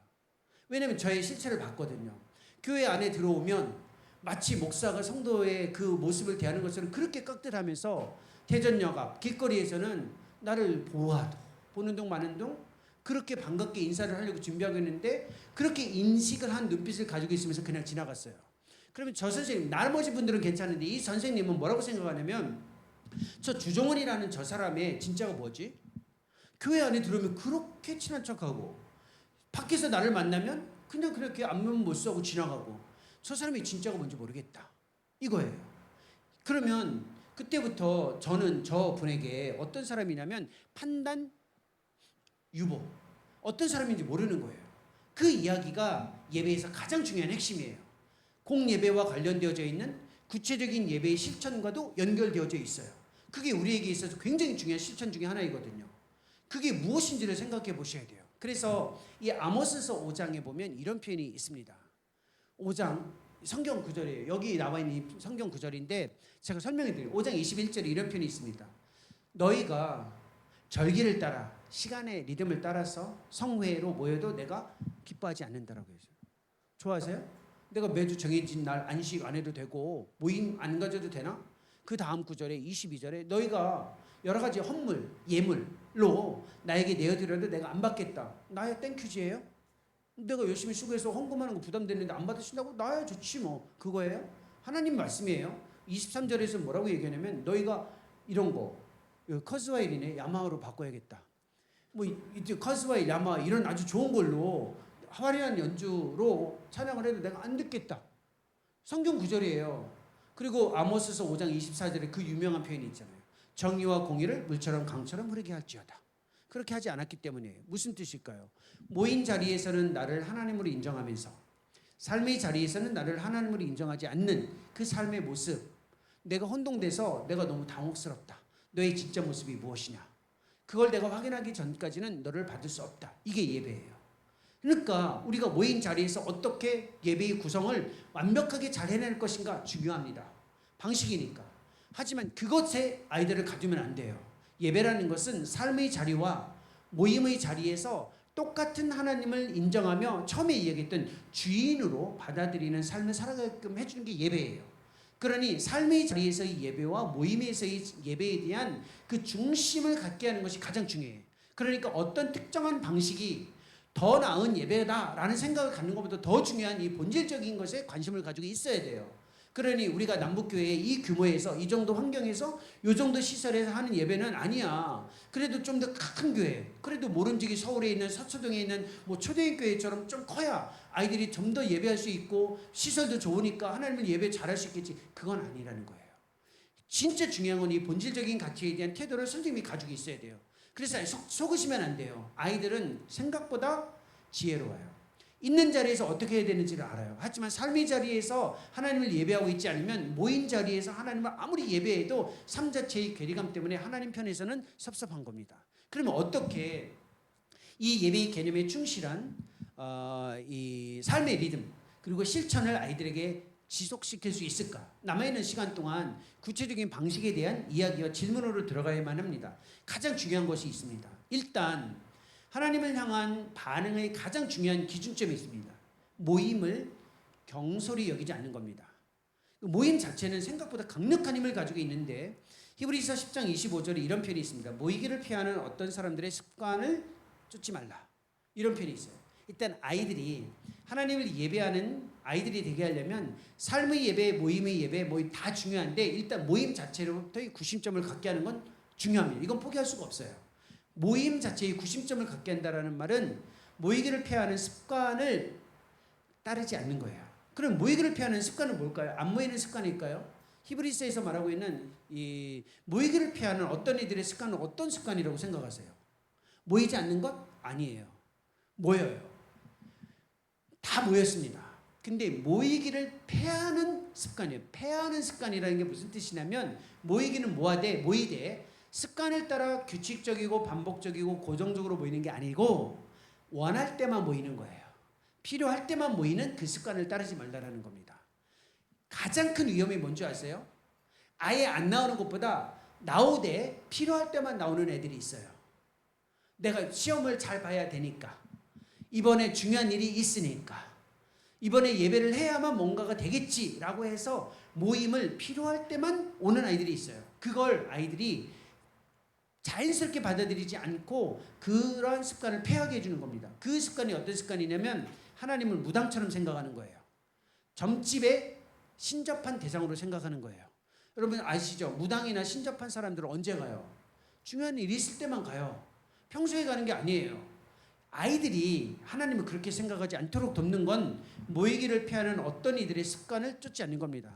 그래서 아까 이야기했던 칼빈이라는 사람이 이런 말을 했습니다. 공동체의 모임은 하나님의 말씀에서 정한 규례이고 우리의 그 공동체의 경험은 그 필요성을 확증한다라고 이야기합니다. 아주 중요해요. 공동체를 통한 이 회복이 성경 전체에서 가장 중요한 가르침 중에 하나입니다. 예수님의 최대의 관심사도 여기에 있어요. 예수님이 항상 병자를 치유하면서 하셨던 일이 뭐냐면 제사장에게 가서 내 몸을 보이라라고 이야기했습니다. 왜? 공동체로 다시 들어가야 할 기준을 다시 설정해놨기 때문에 공동체 안에 있게 하는 것에 신앙의 유익을 강조하기 때문에 그렇습니다. 그러면 어떻게 이 모임 안에서 이제 지금부터는 범위를 좁힙니다. 삶의 예배는 지금 저희가 직접 관여할 수가 없잖아요. 이제 모임에서 이루어지는 예배에만 조금 더 집중을 하죠. 지금부터. 모임을 위한 예배에서 주어지는 모든 실천은 기술은 아니에요. 은혜의 방편으로 주어집니다. 은혜의 방편으로 주어져요. 여기서부터 핵심입니다. 이 말은 남북교회의 예배가 예배당을 바꿔야 된다. 교육 시설을 새롭게 해야 된다. 아이들이 예배하기 위해서 좀 더 나은 음향 시설을 갖춰야 된다. 이건 아니에요. 왜냐하면 그렇게 접근하기 시작하면 예배가 기술이나 환경에 영향을 받는다라고 생각하는데 영향을 받죠. 스타일을 결정하니까. 그러나 하나님이 원하시는 관계 구축에 들어가기 위한 모든 것들은 우리가 만들지 못합니다. 왜냐하면 은혜의 방편으로 주어지기 때문에 그래요. 은혜의 방편이라는 건 섬마을에 있는 두세 사람이 예배해도 도시에 2,000명, 3,000명이 예배해도 동일하게 주어지기 때문에 은혜의 방편이라고 합니다. 그 은혜의 방편이 뭔가요? 교회 생활하면서 신앙생활하면서 하나님이 우리에게 주신 은혜의 방편은 딱 세 가지입니다. 말씀, 기도, 세례와 성찬을 포함한 성례예요.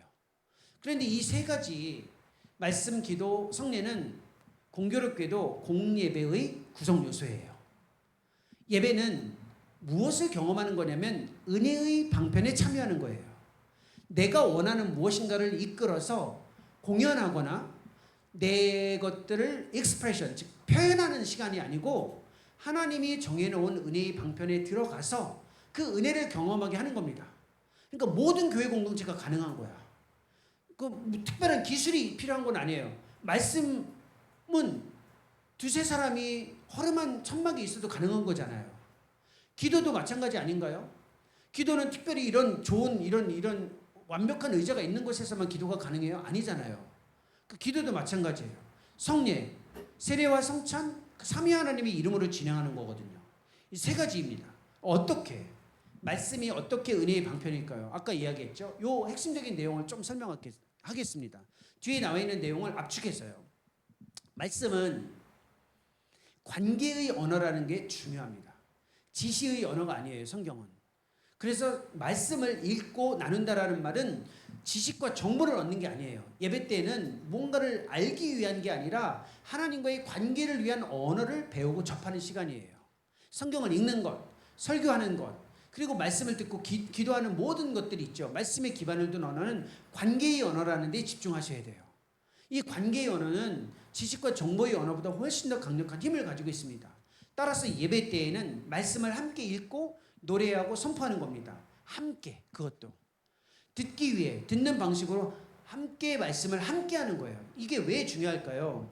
함께 한다라는 말이 되게 중요해요. 아까 얘기했죠. 선생님들이 아이들과 예배할 때 아이들이 예배할 수 있도록 돕는 게 아니라 함께 예배하는 거라고 그랬죠. 함께라는 것의 의미가 왜 중요하냐면 세상 교육과 예배의 차이점이 여기서 주어집니다. 세상에서는 이렇게 계층이 있어요. 예를 들면 중학교 1학년, 2학년, 3학년 있죠. 중학교 3학년 애들에게 중학교 1학년 때 배웠던 교과서를 다시 가르치면 중3 애들이 뭐라고 생각하죠? 나를 무시해요? 이거예요. 대학교로 가볼까요? 대학교 4학년이 되는데 대학교 1학년 아이들이 쓰는 교재를 가지고 함께 공부하면 뭐라고 할까요? 내가 3년 동안 공부한 게 뭐예요? 대학교 4학년이 됐는데 그거죠. 근데 예배는 달라요. 성경은 인지, 계층, 나이, 지적 수준과 상관없이 함께 읽는 경험이 아주 중요합니다. 그러니까 어린아이나 어른이나 선생님이나 학생들이나 계층 차이가 있어요. 인지적 구조에. 그러나 그걸 무시하고 함께 읽는 것이 되게 중요해요. 함께 읽는 것 자체가 가지고 있는 힘을 경험하는 겁니다. 그게 하나님이 정한 방식이에요. 그래서 신약성경에서 바울이 항상 권면했습니다. Public reading, 함께 공동체가 함께 읽는 것의 중요성을 이야기하는 겁니다. 이게 굉장한 힘이에요. 아니 어떻게 하나님의 말씀을 수준에 맞게 읽어야죠? 아니에요. 성경은 나이가 많으신 노년에 있는 인생의 황혼기에 있는 분이나 이제 생명을 얻고 말을 알아들을 수 있는 아이들이나 똑같이 공유할 수 있는 그 힘을 가지고 있는 언어예요. 그러니 계층별로 애들의 수준에 맞게 읽어야 된다. 이게 아니에요. 함께 읽는 것에 대한 확신을 갖는 겁니다. 그리고 그걸 선포하는 거죠. 그러니 예배 때 아이들에게 맞는 언어의 방법론은 있을 수 있지만 관계의 언어를 벗어난 또 다른 주제를 찾을 필요는 없습니다.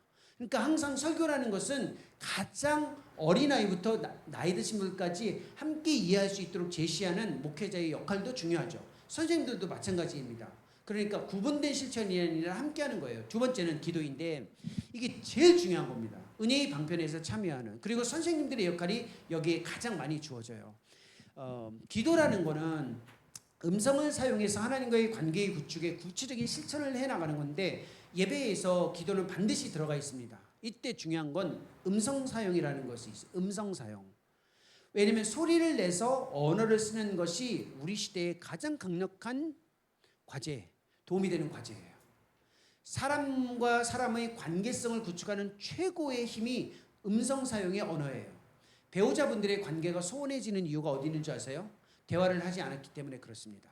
그래서 남편과의 관계가 멀어져요. 대화를 하지 않아서 그런 거예요. 대화하는데요, 텍스트로 하잖아요. 카톡으로. 그러면 안 돼요. 음성 사용은 긴장감이 있을 뿐만 아니라 실시간의 언어이기 때문에 이 실패, 실수, 잘못된 표현에 대한 두려움이 수반된 겁니다. 근데 텍스트는 아니에요. 일방적인 거거든요. 그러니까 이 개념이나 경험이 달라져요. 예배는 정리된 언어를 일방적으로 하나님께 내어드리는 게 아니에요. 실시간에 하나님이 우리에게 사용하는 언어와 우리가 하나님에게 사용하는 언어의 실시간의 언어의 의사소통이에요. 이걸 익히게 하는 겁니다. 근데 기도가 거기에 핵심이죠. 기도 아이들이 제일 힘들어하는 겁니다. 이제는 제일 힘들어하는 게 기도예요. 이제 그래서 자 오늘 우리가 성경 공부해야 되는데 우리 누가 기도할까? 자 우리 철수가 기도하자. 제가 왜요? 제가 꼭 해야 돼요? 이거예요. 왜 그럴까요? 기도 자체가 중요하지 않아서가 아니라 언어를 음성을 사용해서 하는 것 자체가 익숙치 않기 때문에 그렇습니다. 그래서 이 통신사에서 기본 요금제 중에 음성 사용은 다 공짜인 거 아시죠? 무제한으로. 그러니까 알뜰폰 말고 기본 요금제를 쓰는 SKT, U+, KT. 기본 요금제는요. 데이터는 요금이 달라요. 근데 음성 사용은 무제한이에요. 왜 그럴까요? 자비가 많아서? 아니에요. 알아요. 우리를. 음성 사용을 안 한다는 걸 아는 거예요. 그러니까 무제한으로 줘도 한 달 내내 60분 이상 쓰는 사람이 없어요. 거의 없어요. 거의 없어요. 왜 그럴까요? 우리 시대의 현실입니다. 사라진 대화, 사라진 음성의 회복이 기도에서 가장 중요합니다. 실수를 두려워하지 않게 해주는 겁니다. 음성 사용. 근데 말하는 게 굉장히 어렵죠. 이때 그 하나님 나라의 언어를 익힐 수 있는 음성 사용의 언어는 무엇인가? 딱 네 마디입니다. 이 네 마디만 익히게 하면 돼요. 예배의 언어이기도 하고 아이들이 사용하는 기도의 언어입니다. 그 네 마디 언어를 익히게 해주는 게 선생님들이 아이들에게 끊임없이 해줄 수 있는 역할이에요. 그 뒤에 있는데 넘어가지 않는 이유는 여기서 설명해야 할 시간 안에 질문까지 받기 때문에 그렇습니다. 답변하기 때문에 그렇습니다. 네 마디. 첫 번째, 기도의 언어. 감사합니다. 감사합니다라는 언어를 익히게 해주셔야 돼요. 감사합니다라는 것은 어떤 조건이 주어졌을 때 하는 반응이 아니에요. 감사는 대상을 향한 어떤 조건에 대한 반응이 아니고 대상 자체에 대한 훈련을 통해서만 주어지는 표현이에요. 하나님을 향해 감사의 언어를 직접 사용할 수 있도록 훈련시켜 주셔야 돼요. 하나님이 뭘 해줘서가 아니라 하나님이기 때문에 감사할 수 있도록 도와주시는 거예요. 이게 가장 강력한 훈련 중에 하나입니다.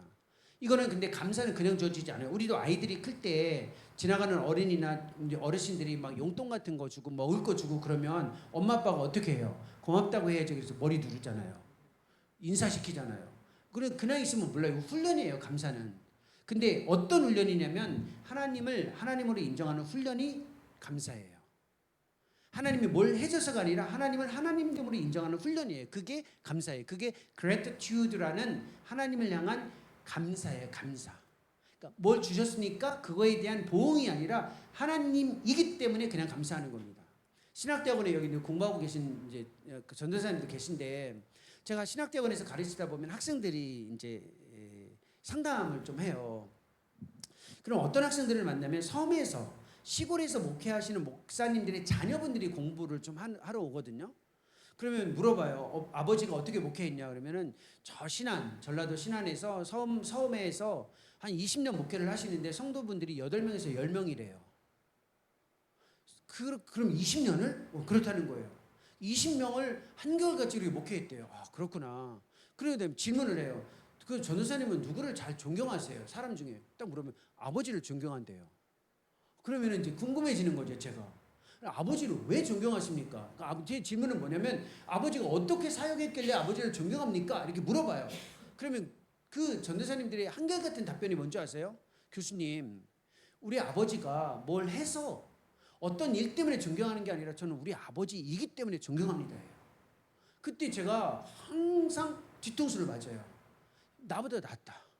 이 전도사님은 나보다 낫다예요. 왜냐하면 아버지가 뭘 해서 존경하는 게 아니라 아버지이기 때문에 존경한다는 거예요. 아버지이기 때문에. 그게 뭐가 더 필요해요? 근데 우리가 하나님을 하나님이기 때문에 감사하는 것과 하나님이 자꾸 뭘 해줘서 감사하는 것은 근본적으로 달라요. 그러니까 하나님을 하나님으로 인정하는 감사는 훈련을 해야 돼요. 이걸 아이들에게 익히는 거예요. 그래서 예배 때 모든 기도의 출발이 뭐예요? 하나님 감사합니다. 근데 무의식적으로 하는 표현이지만 굉장히 중요한 표현이에요. 이 언어를 의도적으로 쓰셔야 돼요. 하나님 막 서술형으로 하면서 하나님을 향한 감사의 고백과 언어가 없는 예배 안에서의 기도는 정말 위험한 예배예요. 그러니까 감사의 그 언어를 구체적으로 드러내세요. 두 번째, 잘못했습니다. 이 언어예요. 하나님과의 관계의 건강한 언어 중에 하나가 바로 이 잘못했습니다라는 언어거든요. 우리 시대의 아이들이 기도의 언어에 이걸 담아내지 못해요. 내가 뭘 잘못했어요? 나 친구들에게 아까 얘기했잖아요. 세계관에서 좀 전에도 이야기했고요. 남들에게 관심이 없어요. 그 말은 남들에게 착해 보인다는 거예요. 왜? 신경도 안 쓰니까. 그러니까 아이들이 잘못했습니다라고 얘기하면 내가 뭘 잘못했는데요? 나 친구들한테 해를 끼친 것도 없는데요. 여기서 말하는 잘못했다라는 말은 무슨 말이냐면 내 스스로의 힘으로 하나님을 향해 이웃을 향해 나갈 수 있는 힘이 없다라는 걸 인정시켜 주는 거예요. 내 스스로 뭔가 남들에게 해를 끼쳐서가 아니라 내 스스로의 힘으로 적극적인 나의 스스로의 모습으로 관계의 능력을 구축할 수 있는 사랑의 능력이 없다. 이 내 스스로에 대한 연약함을 인정하라라는 거예요. 이것도 훈련입니다. 이건 훈련하지 않으면 못해요. 왜냐하면 잘못했다는 게 명백할 때만 이야기를 하고 심지어는 잘못해도 그 말을 안 해요. 왜? 책임을 져야 된다는 부담감 때문에 그렇습니다. 또 하나, 잘못했다라고 고백하면 내가 연약하다라는 고백이거든요.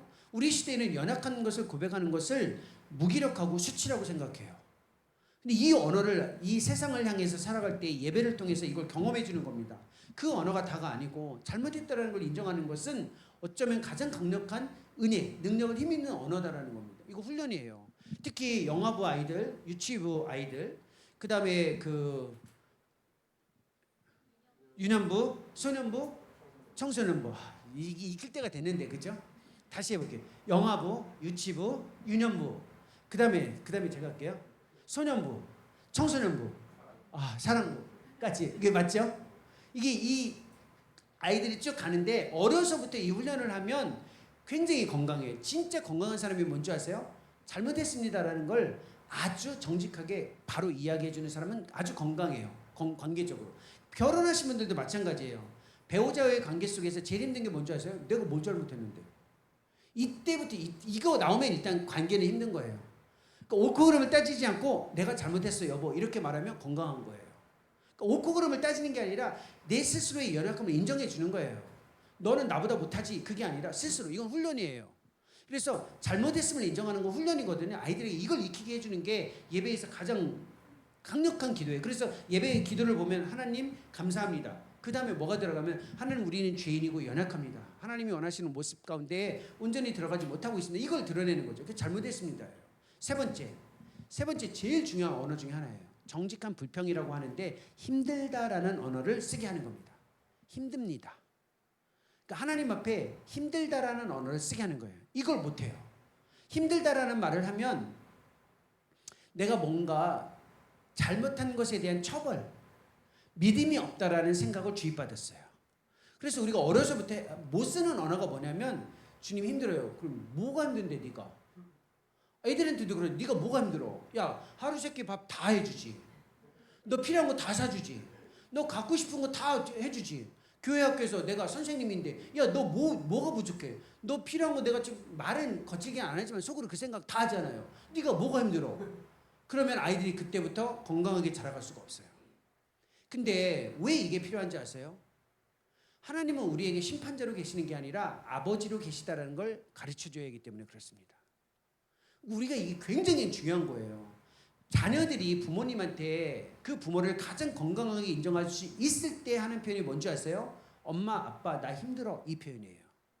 근데 자녀가 부모님한테 힘들다 소리를 하지 않는다라는 건 뭐냐면 건강하지 않다라는 거예요. 내가 힘들다라고 하면 엄마가 혼내니까. 내가 힘들다라고 얘기하면 아빠가 맨날 뭐라고 얘기하니까 그 얘기를 하지 않아요. 그때부터 관계가 일그러집니다. 하나님께 아이들이 쓰는 언어 중에 이 언어를 쓰게 도와주셔야 돼요. 이거 정말 어렵습니다. 제가 케냐에서 선교사로 사역할 때 제일 힘들었던 게 이거예요. 케냐에서 사람들이 먹을 빵이 없고 마실 물이 없는데 힘들다 소리를 안 해요. 뭐라고 기도하는지 아세요? 하나님은 신실하십니다. 능력이 많으십니다.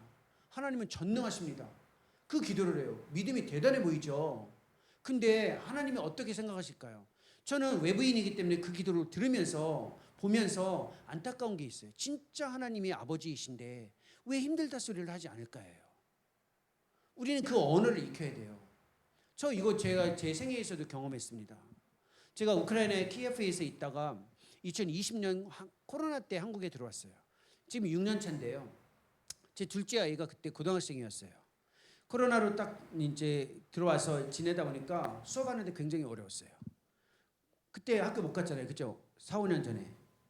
근데 1, 2년 지난 다음에 바로 마스크 끼고 학교 갔어요. 근데 제 아이는 못 갔어요. 선교사 자녀학교 다니다 보니까 이 언어의 한계가 있어가지고 갈 수 있는 학교가 없었어요.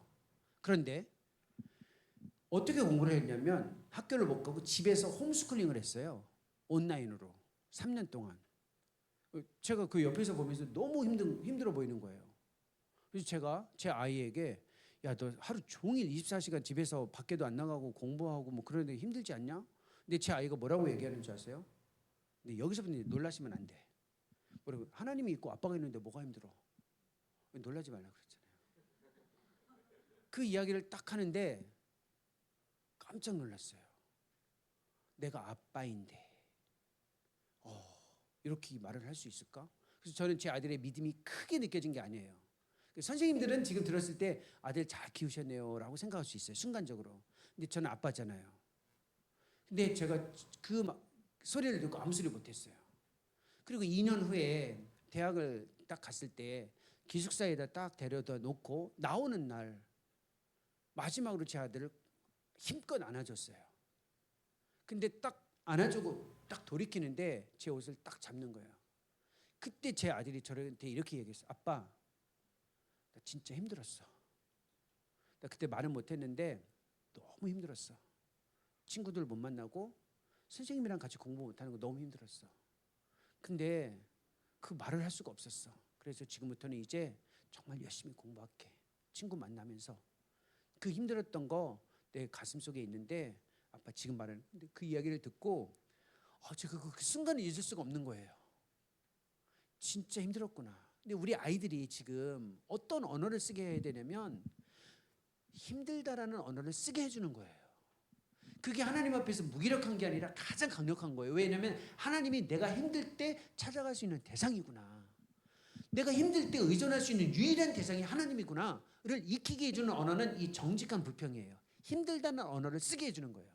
그러니까 예배 때 이 언어를 아이들이 쓰게끔 예배 안에서 가정에서도 같이 연습을 해주시는 거죠. 이 세 개의 언어 감사합니다. 잘못했습니다. 힘듭니다. 그 다음 마지막 언어예요. 이 마지막 언어는 너무 잘해. 도와주세요라는 언어예요. 도와주세요라는 언어는 기도가 간구니까 도와주세요라는 언어는 익숙해요. 이거는 이미 잘해요. 근데 순서가 중요해요. 순서가 감사합니다. 잘못했습니다. 저 힘들어요. 도와주세요라고 하는 게 인격적 관계의 논리를 가지고 있는 언어예요. 한번 보세요. 목사님 딸 둘밖에 없으니까 이제 뭐 남자들이 없어서 조금 경험은 없을 거예요. 딸 아이들이니까 남성 아이들이랑 다르거든요. 근데 어쩔 수 없어요. 얘니까 남자이라고 생각해 보세요. 다짜고짜 막 중학교 갔는데 아빠한테 아빠 요즘에 닌텐도 엑스박스가 너무 좋은데 내가 플레이스테이션 세 개 중에 뭘 살까? 나 이거 닌텐도 이거 사고 싶은데 이거 하나 사줘. 그러면 이게 아니 그러면 아이가 얘기는 하지만 다짜고짜 만나서 뭐 필요한 거 달라고 그러면 좀 그렇잖아요. 근데 갑자기 아들이 나타나서 아빠 세상에 아빠 같은 분은 없어. 너무 멋있어. 아빠가 나를 이렇게 양육해주고 돌봐주는 그 모습에 내가 너무 감동이야. 근데 아빠 늘 내가 아빠에게 참 기대에 미치지 못하는 아들이지. 미안해. 내가 참 이거밖에 되지 않네. 난 너무 연약하고 나약하고 좀 힘들어. 그리고 때로는 인간이라 친구들처럼 같이 놀고 싶기도 하고 애들이 노는 거 나도 놀고 싶은데 그거 있잖아 아빠. 그 닌텐도 이거 하나 가지면 정말 좋을 것 같은데 벌써 논리가 달라졌죠. 그럼 어떻게 하겠어요? 그 답이 뭔지 아세요? 그 다음에 얼만데 이렇게 나와요. 얼만데예요. 그러니까 하나님 저 닌텐도 엑스박스 이거 진짜 가고 싶어요. 능력 있으시잖아요. 알아요. 전능하시잖아요. 돈 많잖아요. 이렇게 이야기하는 거하고 이 관계의 과정, 그러니까 아이들에게 언어를 익히게 하는데 관계의 언어를 익힌다라는 말은 이 네 개의 언어를 균형 있게 쓰게 해준다는 거예요. 그게 공예배예요. 그러니까 예배를 어떻게 할 것이냐 보다 더 중요한 건 이 언어들을 익힐 수 있도록 선생님들이 같이 노력하는 거죠. 그리고 성례 있는 모습 그대로 받는 거예요. 가치를 존중해 주는 거예요. 이제 시간이 저에게 얼마 없어요. 이거 다 넘어가고 예배를 어떻게 구성할 것인가와 관련보다 이제 선생님들이 가지고 있었던 질문들이 좀 있었거든요. 근데 요거 예배의 구성과 관련해서 요거 하나만 좀 먼저 보여드리고 갈게요. 질문으로. 아까 이제 세계관을 이야기할 때 복음의 메시지, 창조 타락 구속, 그 다음에 세계관의 실천 내용이 있었죠. 그거에 예배의 버전으로 바꾸는 거예요. 그러니까 세계관과 예배는 맞물려 있습니다. 성경의 모든 이야기를 예배에 의해서 경험하게 하는 겁니다. 그러니까 하나님은 거룩하세요. 창조하신 분. 우리는 죄인이죠. 그리고 하나님이 구원하셔요. 우리와 함께 그 구원의 내용을 완성해 가십니다. 그러려면 창조와 관련된 경배, 타락과 관련된 죄의 연약함의 고백, 용서와 회복의 확증과 하나님이 은혜를 베푸신다는 것에 대한 구속의 내용들, 그리고 끊임없이 그 축복 안에 살아갈 수 있도록 격려하고 교제하고 그것을 이루어가게 하는 것. 예배의 구성 요소들은 이거예요. 그러니까 가장 오른편에 있는 경배, 고백, 용서, 평안, 감사와 가르침, 격려, 축복 이러한 내용들을 어떤 식으로든 구성하시면 돼요. 그럼 이걸 어떻게 구성할 것이냐? 가장 좋은 방식은 이사야서 6장에 나와요. 이사야서 6장에 보면 예배와 관련되어져 있는 구성이 이렇게 주어집니다. 하나님이 예배의 부르심의 주인이시다. 그 하나님을 향한 경배를 한다. 우리는 그럼에도 불구하고 연약한 모습을 거룩하신 모습 앞에 비추어서 고백한다. 하나님으로부터 주어지는 은혜와 용서의 확증이 반드시 있다. 그리고 나서 주의 말씀을 듣고 그 말씀에 따라서 이 세상을 향해서 살아가는 삶을 살아간다. 그 축복을 확신하면서 살아가는 겁니다. 이게 이제 공예배의 방식이에요. 요거는 그냥 이것만 가지고 설명해도 되는데 지금 교사대학에서는 예배에 대한 원리와 의미, 교사의 역할과 위치이기 때문에 요거는 나중에 전도사님들 그다음에 목사님들께서 요 내용을 반영해서 제시하시면 됩니다. 요 나와 있는 모든 것들과 관련해서 핸드아웃을 읽어보시면 되고 나눔 질문도 살펴보시면 돼요. 근데 뒤에 이제 여기 남북교회 맞죠 우리? 남북교회에 선생님들이 주셨던 질문을 저한테 미리 주셨어요. 그 질문의 내용들이 이런 거였습니다. 요거 지금 5분 남았는데 필요한 답이 주어진 것도 있어요 이미. 필요한 내용만 제가 간략하게 좀 답변 드릴게요. 왜냐면 5시 10분까지죠. 그렇죠? 네, 시간 존중해 드려야 되니까. 요거 일단 선생님이 주신 질문들이에요. 주일 예배는 한 번만 드려도 주일 성수했다고 할 수 있나요? 교인이라면 수요 예배를 꼭 드려야 하나요? 의도가 있어요. 질문의 의도. 최소한의 참여를 하고 싶은데 그거에 대한 그 일종의 근거를 갖고 싶다는 거죠. 한 번만 드려도 주일 성수를 했다고 할 수 있어요. 다만 주일 예배가 아닌 다른 시간에 하나님을 향한 경배의 삶의 태도와 방식을 지속하고 있을 경우에, 근데 주일 예배 한 번 하고 삶 자체를 내가 살아가고 싶은 자유와 방종으로 살아가기 위한 최소한의 의무를 생각한다면 자기 스스로의 훈련을 위해서 모든 예배와 수요 예배뿐만 아니라 금요 예배도 참여하는 것이 유익합니다. 그렇게 답변 드리고요. 두 번째, 오전 일부 예배를 드리고 주일학교 예배를 드려야 하나요? 할 수만 있다면 그게 좋습니다. 즉답을 드리자면, 왜냐하면 먼저 하나님 앞에 온전히 내가 예배하는 그 경험이 아이들과 함께하는 예배와 이어질 수 있도록 하기 위해서는 이거 자체를 굳이 부담되지 않는다면, 어렵지 않다면 충분히 그렇게 하는 것이 바람직하겠죠. 예배의 형식에 관략하는 어디까지 수용되는지 궁금해요. 이 질문 아주 좋은 질문이에요. 누구하셨는지 모르지만 작은 가정교회 등에서 드리는 예배에서도 양보 못하는 형식의 선이 어디인지 묻고 싶습니다. 아까 얘기했던 은혜의 방편입니다. 말씀, 기도, 성례라는 이건 타협 불가의 예배 구성 요소예요. 이걸 빠뜨리고 기독교 예배라고 할 수는 없어요. 기도에 찬양이 들어가는데 찬양이 없더라도 예배라고 볼 수는 있어요. 말씀, 기도, 세례와 성찬이 경험되는 예배라면. 그러니까 헌금, 그 다음에 뭐 광고, 이런 것들은 공동체의 실천을 위한 거지 예배의 구성 요소라고 보기는 조금 어려워요. 따라서 예배 안에서 헌금을 할 것이냐, 예배 밖에서 헌금을 할 것이냐, 이 문제가 주어지는데, 공동체를 위해서 봉헌과 헌금이 필요한 건 맞는데 예배 안에서 하는 것이 헌신을 이끌어내는 데는 도움이 되죠. 그리고 의미를 부여하는 데 도움이 되죠. 그러나 필수 구성 요소는 말씀, 기도, 그 다음에 성례입니다. 그러면 뒤에 나와 있는 사도신경, 주기도, 찬양 이런 것들에 대해서는 어떻게 이해해야 되느냐. 사도신경, 주기도, 찬양 파트는 하나님의 말씀 그리고 기도를 강화하기 위해서 역사적으로 발전해온 실천이에요.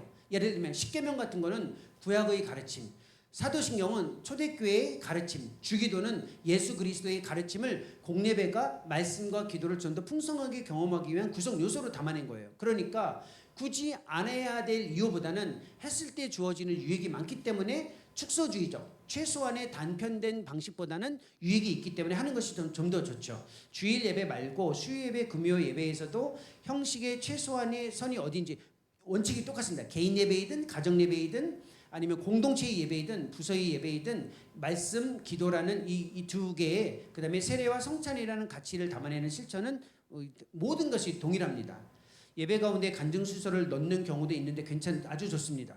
오히려 말씀에 대한 반응의 방식으로 풀어낼 수 있다면 우리의 삶에서 말씀에 반응하는 것을 성도들과 함께 나누는 거기 때문에 가능할 뿐만 아니라 초대교회에서는 이러한 구성 요소들을 많이 담아냈기 때문에 단순히 그리스도 하나님에 대한 기적, 예를 들면 신비스러운 경험의 능력을 제시하는 게 아니라 말씀에 어떻게 반응했는지에 대한 삶을 나눌 수 있는 간증이라면 도움이 될 수 있습니다. 부서별로 예배의 난이도가 다른 것 같은데 어떤 기준으로 설교 내용을 다르게 하는 건지 궁금합니다. 일단 초점 자체를 머리로 생각하지 말고 가슴으로 보셔야 돼요. 마음으로 보셔야 됩니다. 그 마음을 향하고 있을 때에 그 아이들이 하나님을 향한 마음의 방향이 주어질 수 있다면 언어 사용에 대한 조절은 자연적으로 따라올 수 있을 것 같아요. 근데 이 부분은 특별히 사역자들의 가지고 있는 질문일 수 있어요. 초대교회는 예배를 몇 시에 시작해 얼마 동안 드렸는가? 한국교회의 주일 예배 시간이 9시에 11시로 정착된 시기는 언제이며 그 배경이나 이유는 무엇인가? 아주 좋은 질문이네요.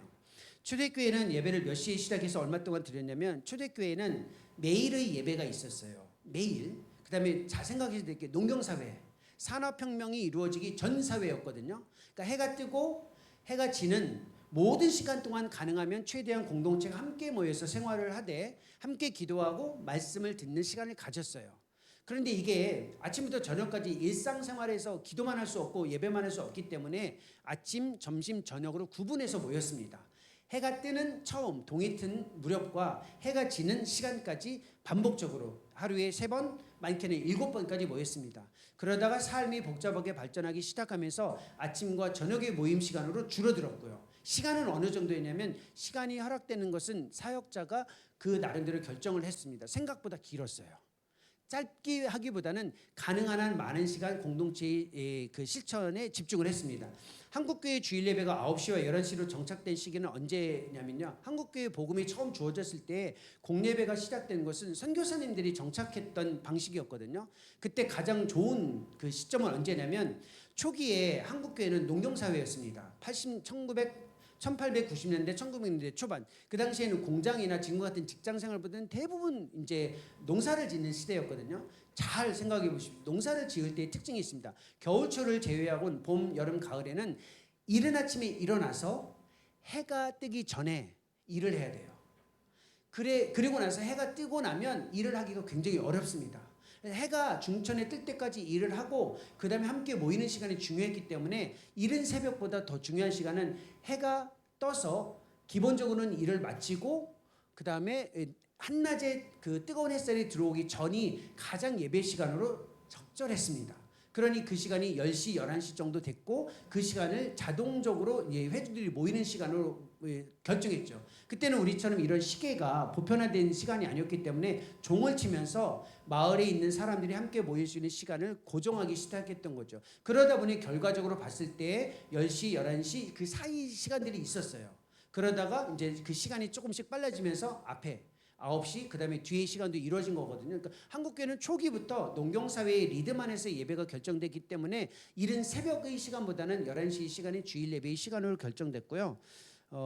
배경까지도 말씀드렸고 가능하면 많은 예배를 하는 게 좋다라는 게 입장이었습니다. 그래서 이른 아침 새벽 그다음에 오전, 오후, 저녁까지 예배를 했고 최근에는 이제 여타의 이유로 코로나가 주어지기 시작하면서 그 다음부터는 이제 저녁 예배 자체가 없어지기까지 했죠. 질문 예배 시 복장에 대한 문제 짧은 반바지나 맨발로 드려도 되나요? 예스 노를 질문하면 가능은 해요. 가능은 한데 중요한 것 중에 하나는 덕, 질서입니다. 나의 복장과 모습이 또 다른 예배자들에게 하나님을 예배하는 데 집중하는 데 조금 불편을 끼치거나 시야를 흐트러뜨릴 수 있다면 다른 사람들을 위해서 내 스스로의 복장과 신발 내지는 모자 이런 것들에 대해서 주의하는 것이 도움이 될 수 있겠죠. 왜냐하면 지나치게 화려한 모자나 의상과 같은 것들은 사람들의 시선을 뺏는 데 굉장히 큰 영향을 미치기 때문에 이거는 기본적으로 이렇게 좀 덕 질서와 관련되어져 있는 질문입니다.